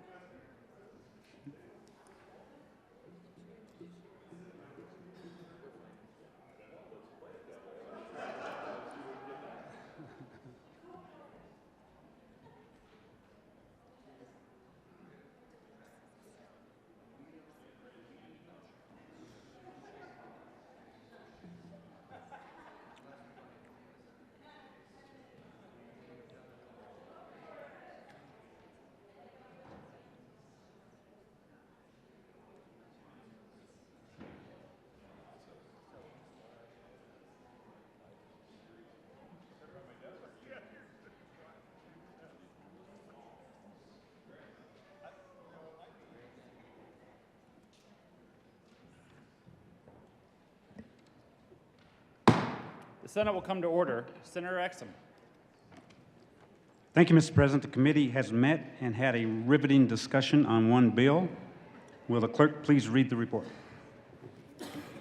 Mr. President, your committee of the whole begs leave to report it has had under consideration the following attached bills, being the second reading thereof, and makes the following recommendations thereon. House Bill 1011 as amended, passed on second reading and ordered revised and placed on the calendar for third reading and final passage. Senator Exum. Thank you, Mr. President. I move for the adoption of the report. The motion is the adoption of the committee of the whole report. Are there any no votes? Senators Pelton R., Van Winkle, Minority Leader Lundin, Smallwood, Simpson,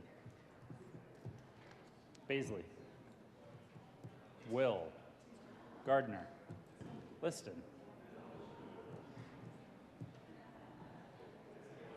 With a vote of 25 ayes, 9 noes, 0 absent, 1 excused, Committee of the Whole report is adopted. House Bill 1011 is amended, passed on second reading, ordered revised, and placed on the calendar for third reading and final passage. Majority Leader Moreno. Thank you, Mr. President. I move to proceed out of order for a moment of personal privilege by the senator from Woodland Park for an introduction that is actually allowable under the rules. The motion is to proceed out of order. All those in favor say aye. Aye. Opposed, no. The ayes have it. The Senate will proceed out of order. Senator Baisley. Thank you, Mr. President. I request a moment of special privilege, personal privilege. Granted. Thank you, Mr. President. The soldiers that you see off to your right are from the 4th Infantry Division with the 4th Sustainment Brigade, 68th Division Sustainment Battalion, and the 59th Quartermaster Company from Fort Carson. They are visiting the Capitol today to learn about the state government as part of their Leaders Time training. We should all give them a round of applause and thanks if you wouldn't mind welcoming them to the Senate.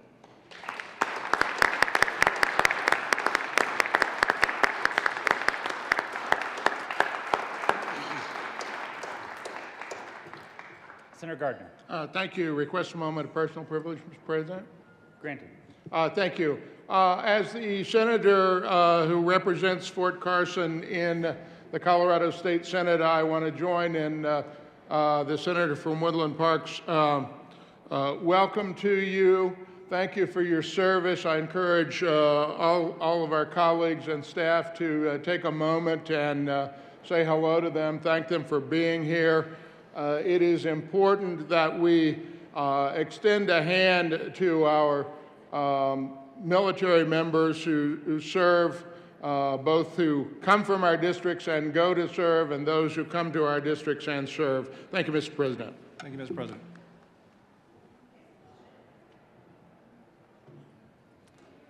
Consideration of resolutions.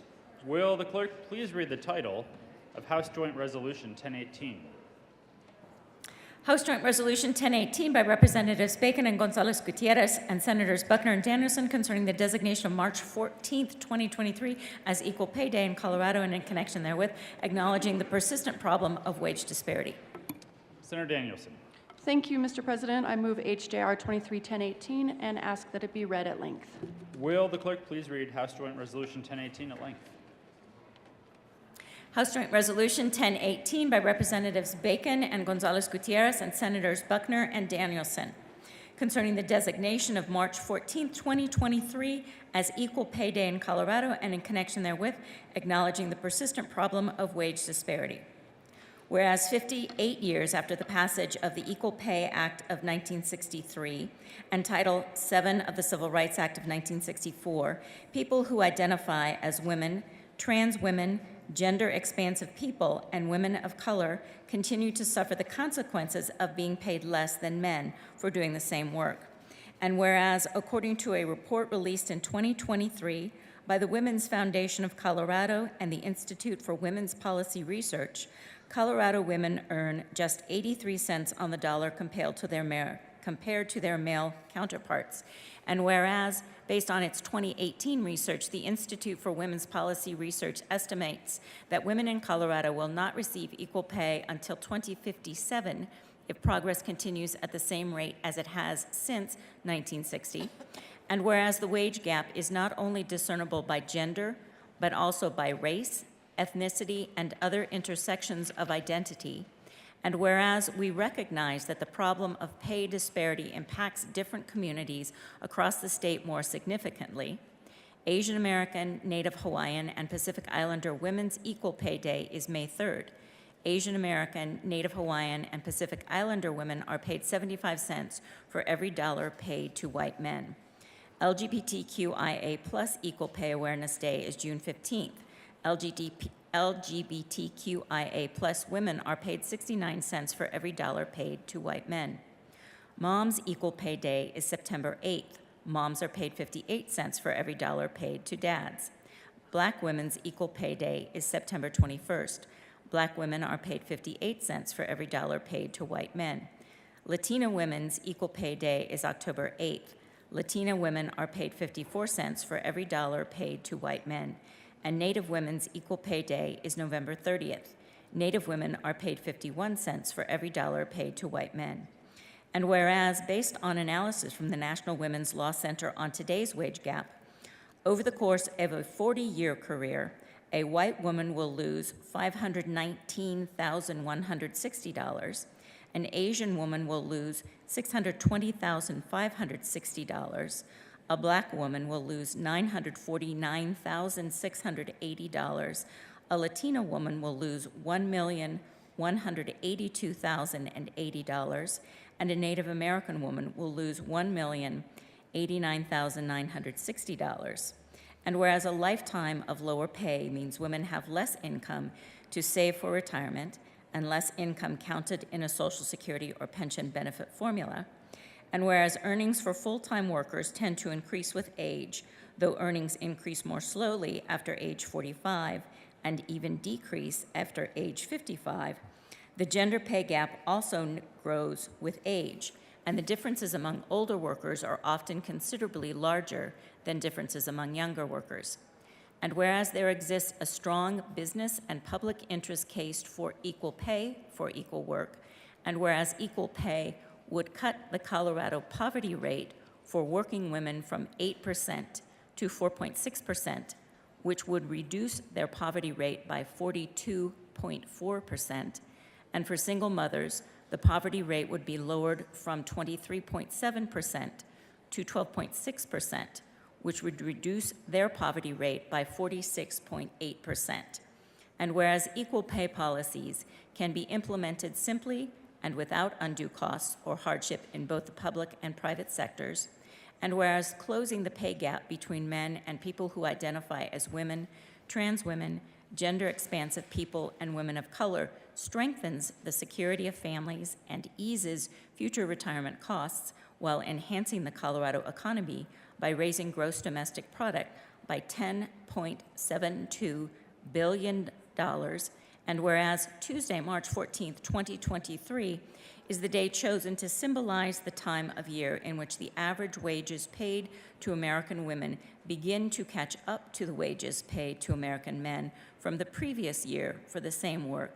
Now therefore be it resolved by the House of Representatives of the 74th General Assembly of the State of Colorado, the Senate concurring herein, that we, the members of the Colorado House of Representatives and Senate, 1, proclaim Tuesday, March 14, 2023 to be Equal Pay Day in the state of Colorado, and 2, urge governmental agencies, nonprofit and labor organizations, businesses, and individuals to take steps to implement equal pay policies to help close the pay gap for Colorado's women and minorities.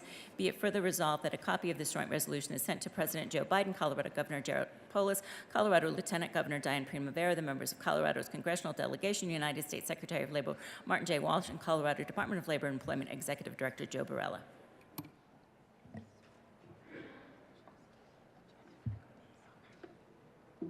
Thank you, colleagues. Thank you so much for reading the resolution today. I know we're really busy as it is the middle of the session, but believe me, I wish we could mark Equal Pay Day earlier in the year. That would mean that there was more pay equity. The unfortunate reality of it is that women, for the same exact work as men, have to work 3 months into the next year to earn what men work the previous year. And we laid out in the language of the resolution this year what that means for women who have additional barriers. So at the end of the scale, Native women will have to work to the end of November of the next year to earn what her white male counterparts earn in 1 year. I think it's very fitting, though, to mark the presence of so many women in this chamber. The hard work that you contribute is no less valuable than your male counterparts, whether you're in the Senate or in this desk or in the attorneys down in the basement or the staff that helps us on a day-to-day. I would like every woman who is in the chamber right now to please stand and be recognized for your contributions to our economy and to this place, because Marking Equal Pay Day also reminds us of the amazing contributions that you bring. And in this chamber, we have a lot of very outstanding women. So thank you, each and one of you.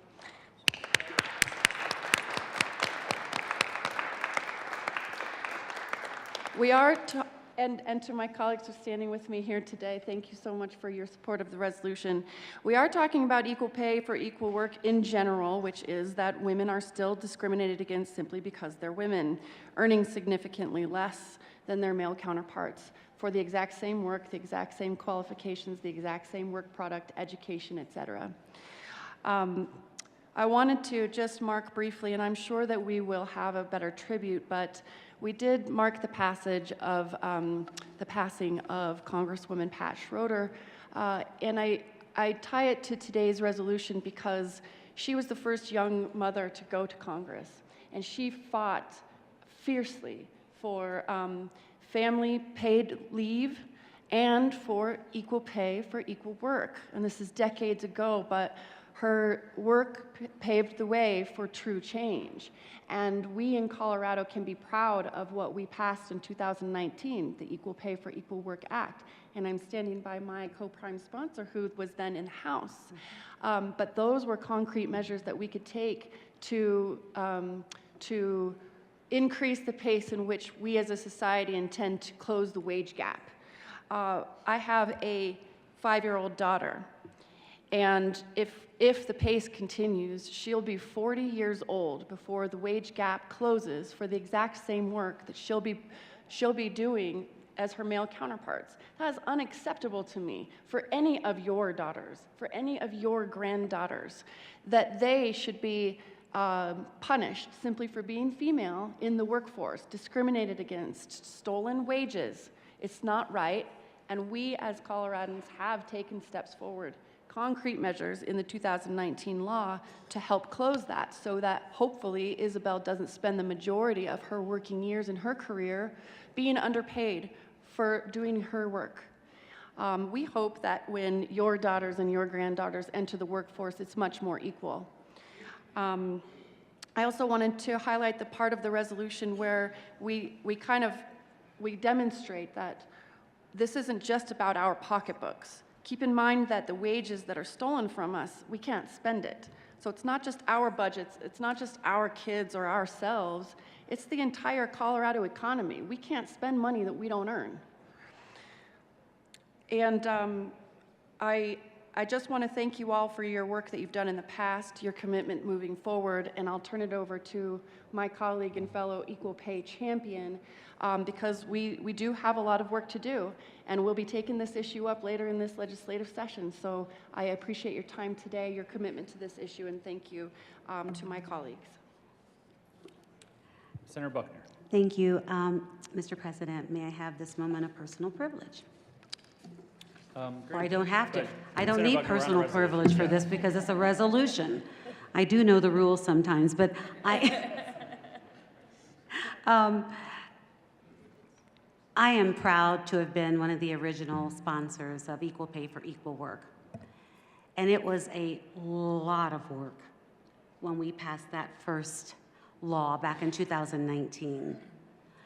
It was frustrating to see how many people were in denial that we were being paid less as women. And it was really frustrating as a woman of color talking to all the women in my Senate district and my House district at the time who knew they were not being paid appropriately. It happens. It happens. And I'm glad that Colorado is leading in pay equity. We recognize that historical workplace discrimination fueled persistent pay secrecy and gaps. And passing that law, leading 3 states in passing pay equity laws to ensure fair pay for all, really means a lot. And we have so much more work to do. When I listened to the ladies that I listened to during committee when we were presenting our equal pay bill, their stories were heart-wrenching. Heart-wrenching. They could not feed their families. They knew how much less they were making than men doing the same jobs. And so many times we need that reality check. It's hard to admit sometimes that these type of things happen, but they do. We learn more about pay equity implementations, and we still have a lot of work to do. And I am so proud to stand here with these women today who support equal pay and pay equity, no matter what the color, no matter your age, no matter what. We deserve to be treated fairly and equitably.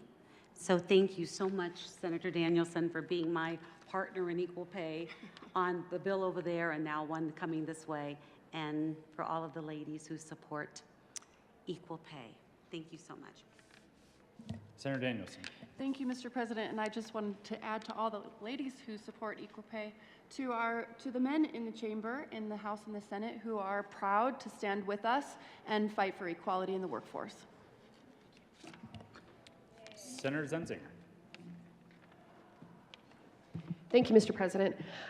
Colleagues, my first instance where I realized that there was a pay disparity actually happened to me in high school. When I was a 9th grader, I was working for the Montrose Recreation District as an umpire for softball. And you know, like being an umpire is it's a lot of stress because people really care about children's athletics. As an umpire for the Women's Softball League, I was making $5.30 an hour. I found out that my male colleagues who were umpiring for the boys' Little League games were making $6 an hour. And I was like, but why? It's a game. It's the same amount of time, it's the same amount of effort, and it's the same amount of skill. You still have to know the rules, you still have to call the shots, you know, the way that you see them. It's the same thing. And they couldn't give me a good answer. That was back when I was in 9th grade. So it was a really good lesson for me. It kind of put things in perspective because at the time, I recall learning about the civil rights movement. I recall learning about the women's rights movement. And at the time, in 9th grade, I thought we were done. I was like, but why are we still talking about this? We have rights.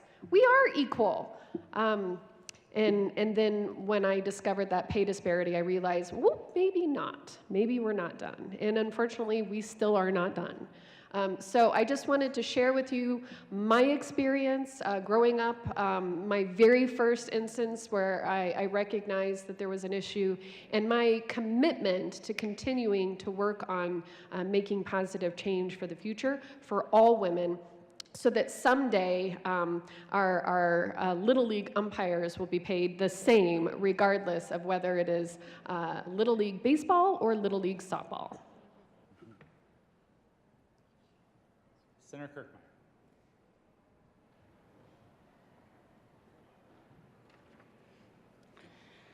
Thank you, Mr. President.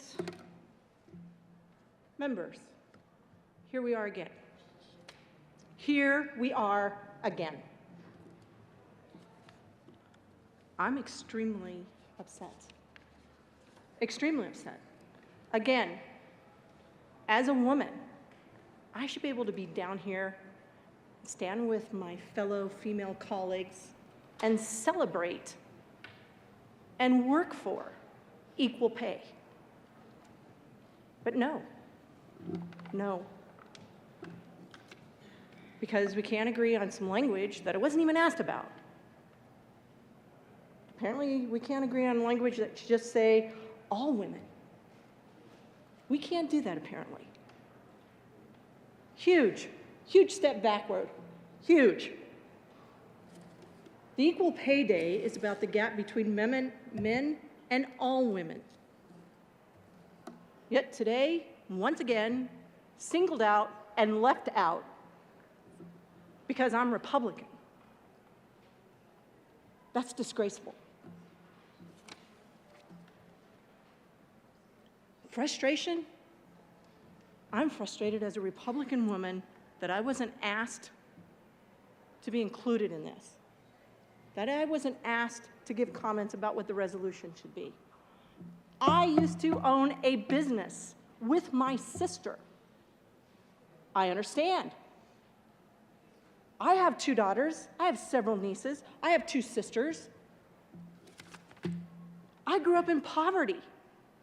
I would have loved to have been able to be included with my fellow female colleagues. But now I'm in a new fight. This is a new fight. I would have loved to have been standing up here with all of you. I consider many of you my friends. But I'm in a new fight now for equality based on my political affiliation.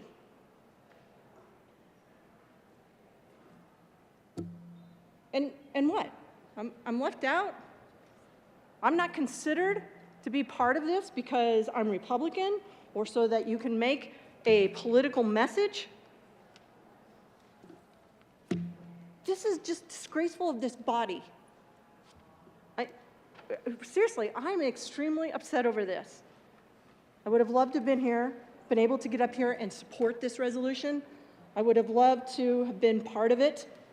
I would have loved to have my say in this and been part of this. I mean, I fought very hard. You know, when I ran for county commissioner, at one point I was the only woman on the board of 5. So I get it. I tell my daughters every day, they have to fight every day for equal pay, equal recognition for the work that they do. But apparently, not down here.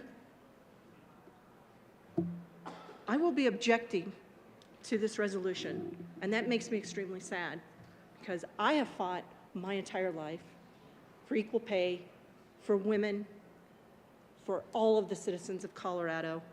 Except for today, I'm being singled out, left out, not included because merely I'm Republican. I think that's sad, that's disappointing, and it's disgraceful. Senator Rich. Thank you, Mr. President. And all I would like to do is certainly support what my colleague from Weld County just said. And I think it was just a couple of weeks ago and she actually is the sponsor of this particular resolution, is that she would do better and we would not be left out. But maybe that's going to be somewhere down the road. I'll be a no.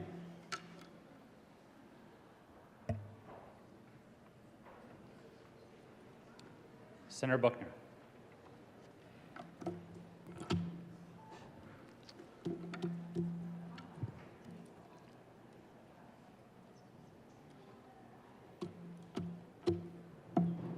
You know what's disgraceful?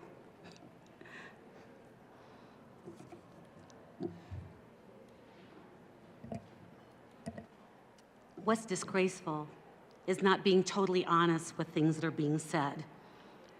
This resolution has nothing to do with whether you're a Republican or a Democrat.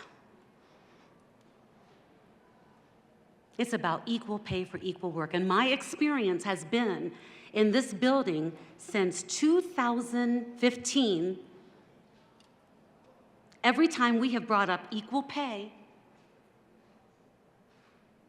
I don't know of one, maybe I'm wrong, maybe I need to go back and check the records, but no one has stood with me for equal pay for anyone since I've been down here in this building from the other side of the aisle. This is not because you're a Republican.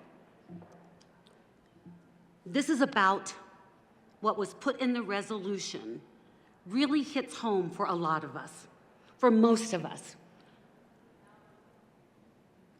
It hits home because my son was paid considerably less than his counterparts. I told that story over in the House.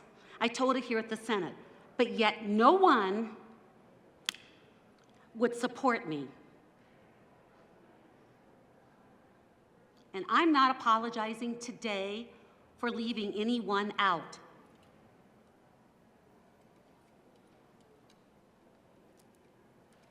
Because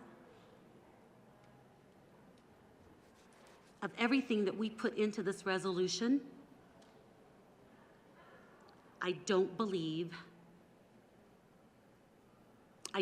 believe that you would have approved of it. I really don't, and I'm just being totally frank with you. So I know that a lot of you have been through a lot when it comes to equal pay. You had your own business. I know you were discriminated against because you were a woman. Yet, would you vote with me on equal pay to make sure that businesses do what they need to do? Would you?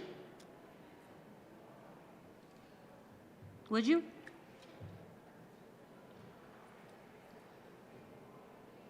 That's not what happened in our committee when this bill was heard.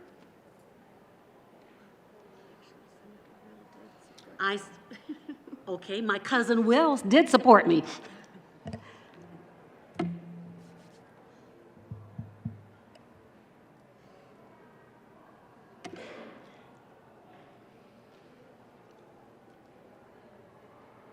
Being discriminated against because of pay equity is outrageous. It's still happening. And I believe what this resolution says, and I support strongly this resolution, or I wouldn't be up here. So the next time we have a resolution, will we be able to come together? I'm not sure. I'm not sure. But I take responsibility for representing everyone.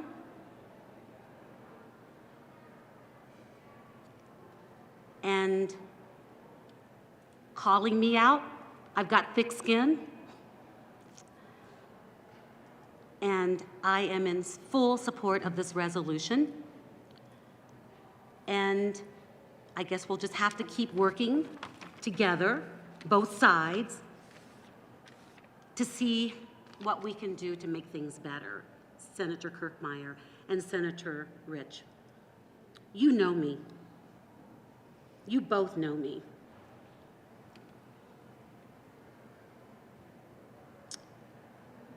But what would it have, I guess I just need to shut up at this point. But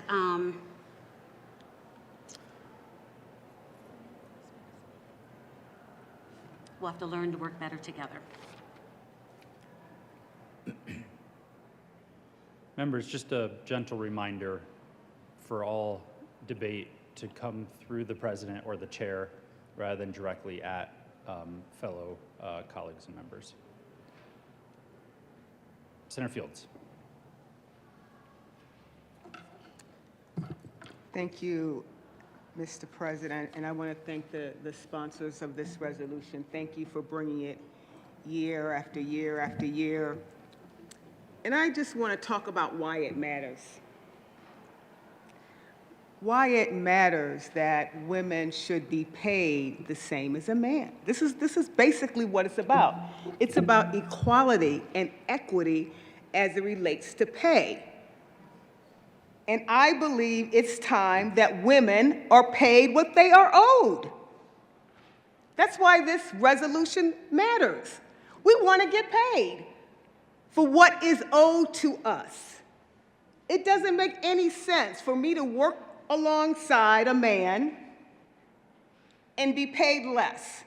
Now, the data shows that I make 67 cents compared to that of a white man, which means I'm being robbed every single day in reference to equal pay. And over a lifetime, what that means, it means millions and millions of dollars in income. And I understand the frustration of my colleagues because when you're Black and female, I'm speaking from my perspective, it is hard when you have to deal with discrimination, not only because of your gender, but also because of your color.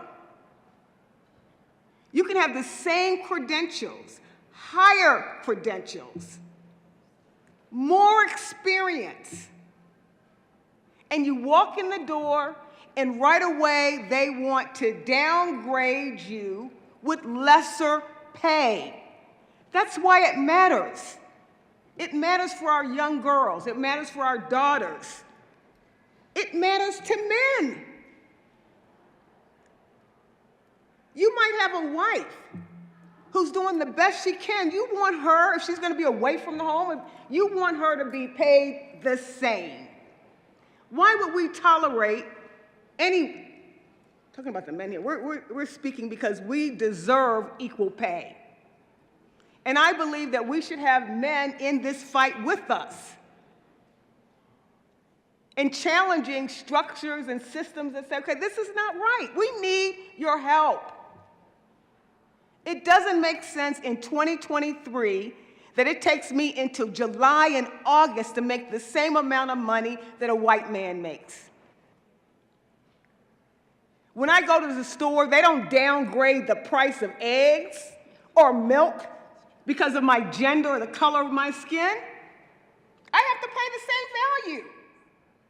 But yet when I walk into the door, or another woman walks into the door of color, we get downgraded because of gender. So I stand in strong support of this resolution because equal pay does matter, especially in today's time. Because when I go to the gas pump, they don't say, ching, ching, ching, ching, you pay $2 for your gas. I have to pay the same as a man. It's time that we understand the importance of equity. And I need everyone here to rise in support of equal pay for women.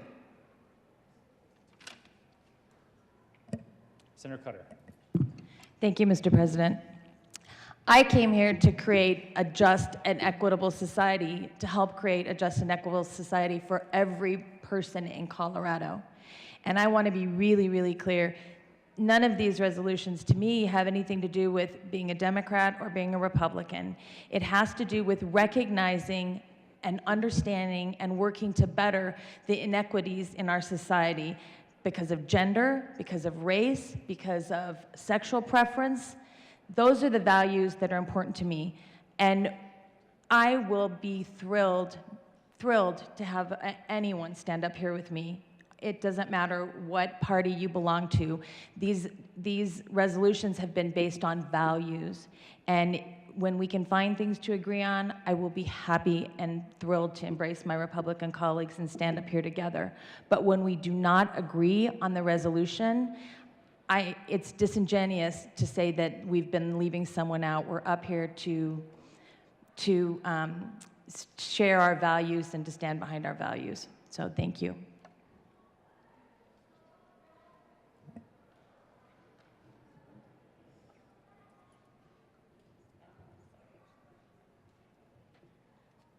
Senator Kirkmeyer. Thank you, Mr. President.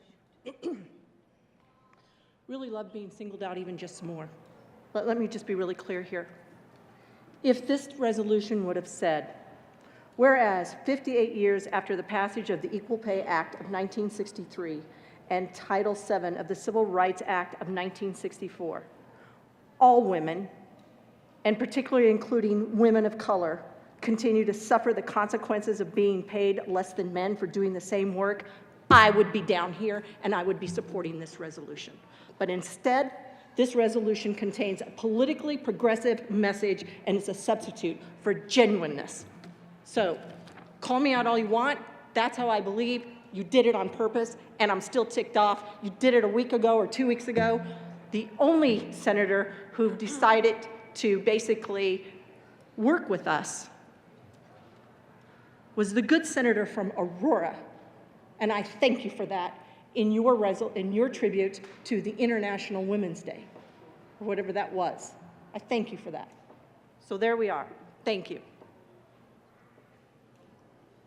Members, once again, please keep the debate on the resolution itself, and please speak through the chair rather than at each other as members. That is a basic rule and custom and practice of our decorum in this chamber. Senator Cutter. Thank you, Mr. President. I just want to sincerely apologize for my framing of that. So just wanted to make that clear. That was unintentional and misguided, and I apologize.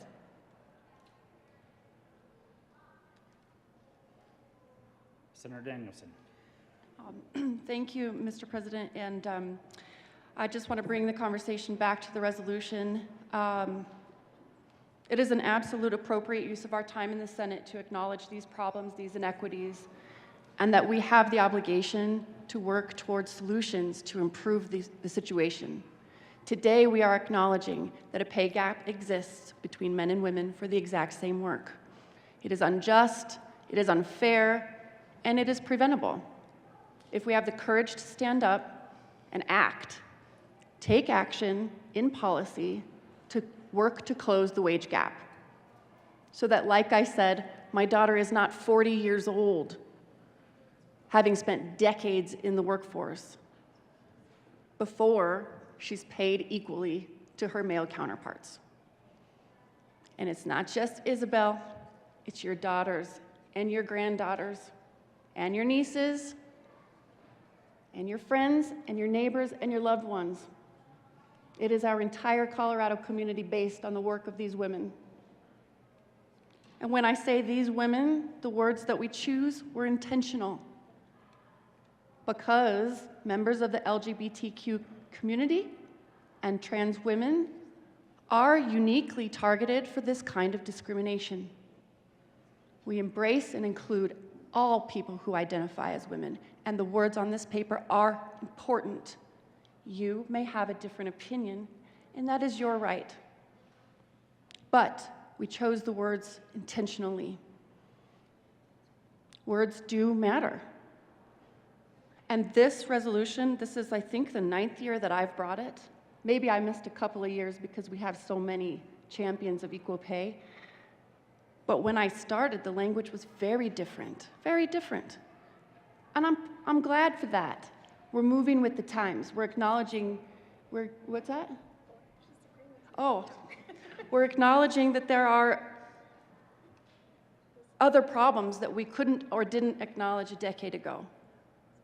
And when it pertains to equal pay for equal work, it is very relevant because they are discriminated at a higher rate than almost anyone else. And we don't just talk about the color of your skin, your age, or your able-bodiedness also. The words in this resolution are integral to our work moving forward. When we reflect on the work of the women who came before us, as I mentioned, Congresswoman Schroeder and others, since they passed federal legislation to attempt to address this problem, I wasn't even born. And yet, here we are, where I will have to work into, my sturdy in my middle age. As an example of a woman in my generation before that wage gap closes for me, my daughter, 40 years old, it's preventable. It's preventable. Lift up women. We value their work the same as men. We should pay them the same as men for the same exact work with the same exact qualifications. It is a simple concept, and it's a difficult one to address because of the inherent biases that we've been up against since the dawn of this nation, okay? So the words that we put in here are inclusive for a reason. And I am proud of the people who I stand with to fight this problem. Choose to stand with us or not. The fight goes on, and I recommit to being part of it, to being part of a solution. And I thank you again for your time today. I urge an aye vote on the Equal Pay for Equal Work resolution. The motion is the adoption of House Joint Resolution 1018. Are there any no votes? Senators Van Winkle, Baisley, Rich, Gardner, Minority Leader Lundin, Smallwood, Kirkmeyer, Liston, Pelton B, Pelton R, Simpson. With a vote of 23 ayes, 11 noes, 0 absent, 1 excused, House Joint Resolution 1018 is passed. Co-sponsors: Senators Gonzalez, Mullica, Roberts, Exum, Majority Leader Moreno, Kolker, Janal, Zenzinger, Marchman, Rodriguez, Priola, Cutter, Winter, Jaquez Lewis, Henriksen, Coleman, Bridges, Sullivan.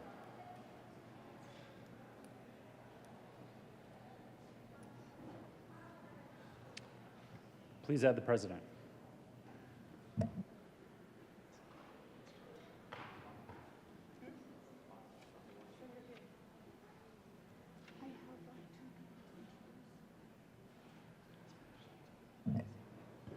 Fields.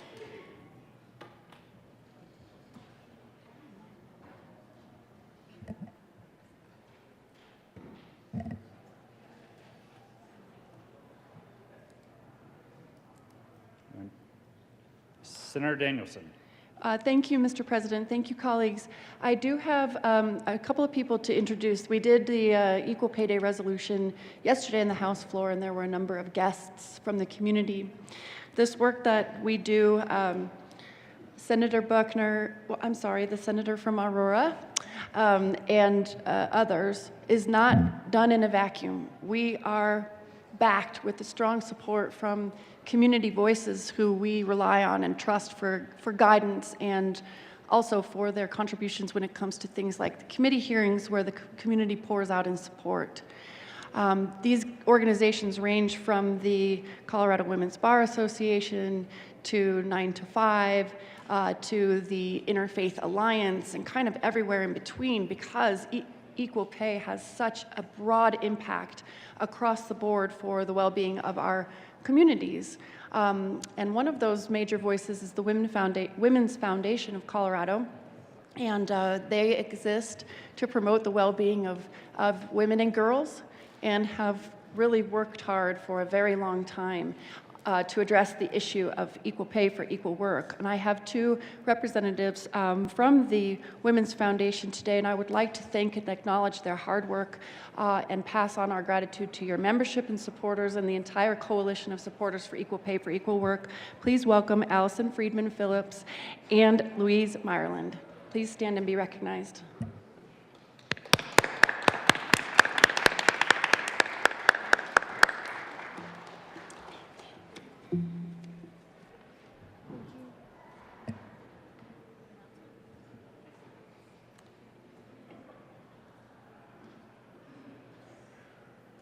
In response to the House request for a conference committee, the following senators are appointed as members of the first conference committee on House Bill 1101, which is Senators Winter as the chair, Henriksen, and Kirkmeyer. Senator Winter.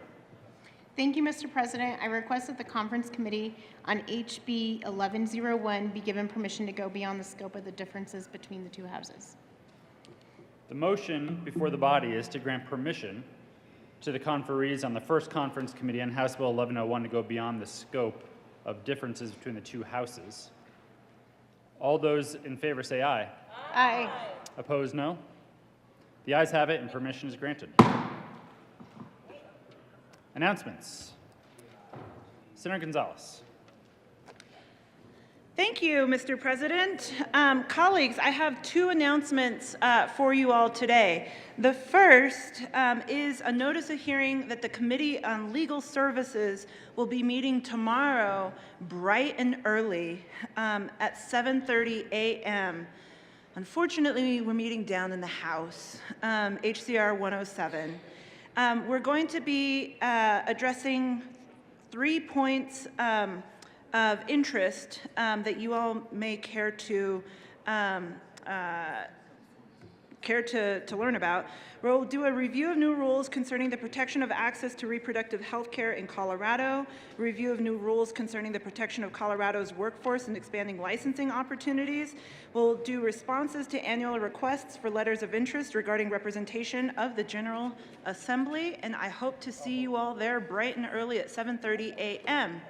My second announcement is that, because if that doesn't just make you want to get up in the morning and come to Committee on Legal Services, you can come and join us in Judiciary Committee. We will be meeting at, we're going to say 11:50 a.m. In the old Supreme Court. We will have 3 bills under consideration. We'll begin with House Bill 1187, Senate Bill 188, and Senate Bill 190 in that order. I look forward to seeing you all promptly at 10 to noon. Thank you. Senator Hawkins-Lewis. Thank you, Mr. President. I'm here with my colleague to announce that today is Pharmacy Day at the Capitol. At the Capitol. Yes, so this is your chance to meet with pharmacists, pharmacy technicians, pharmacy students. They're having a reception this afternoon, 4:30 to 7 p.m. at the Colorado Health Capitol. And yes, did you get your gum? Jelly beans. Yeah. Thank you. Join us. Senator Piola. Thank you, Mr. President. Honor serving the people of the state of Colorado with you.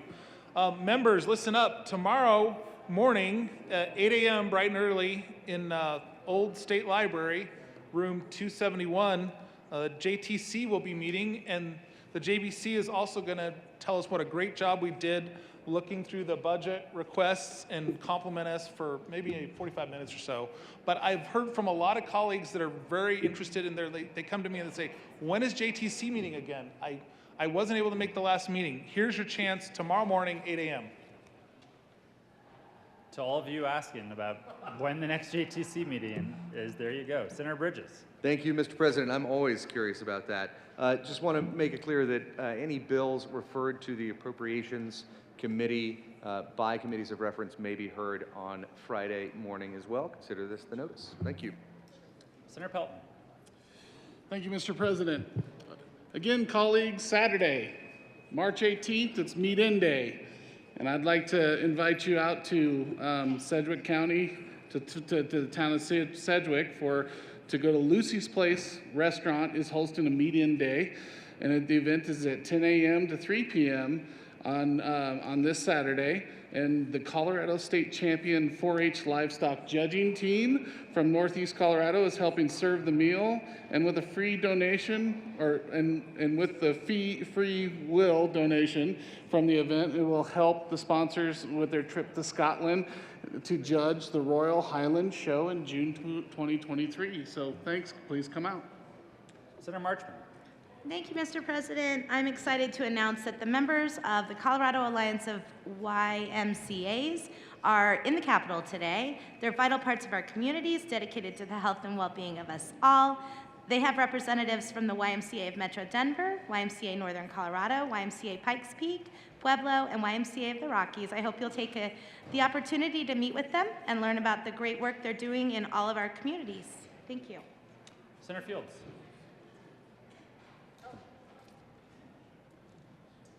Thank you, Mr. President. Members of the Senate Health and Human Services Committee, we're going to be meeting at 11:50, and we're going to be meeting in the Old State Library, and we're going to hear Senate Bill 189.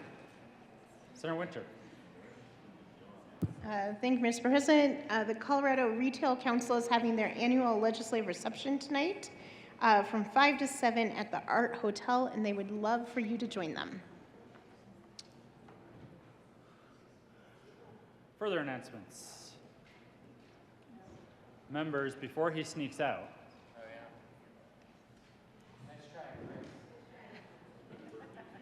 Will the Senate choir please assemble to wish a very happy birthday to Senator Chris Kolker.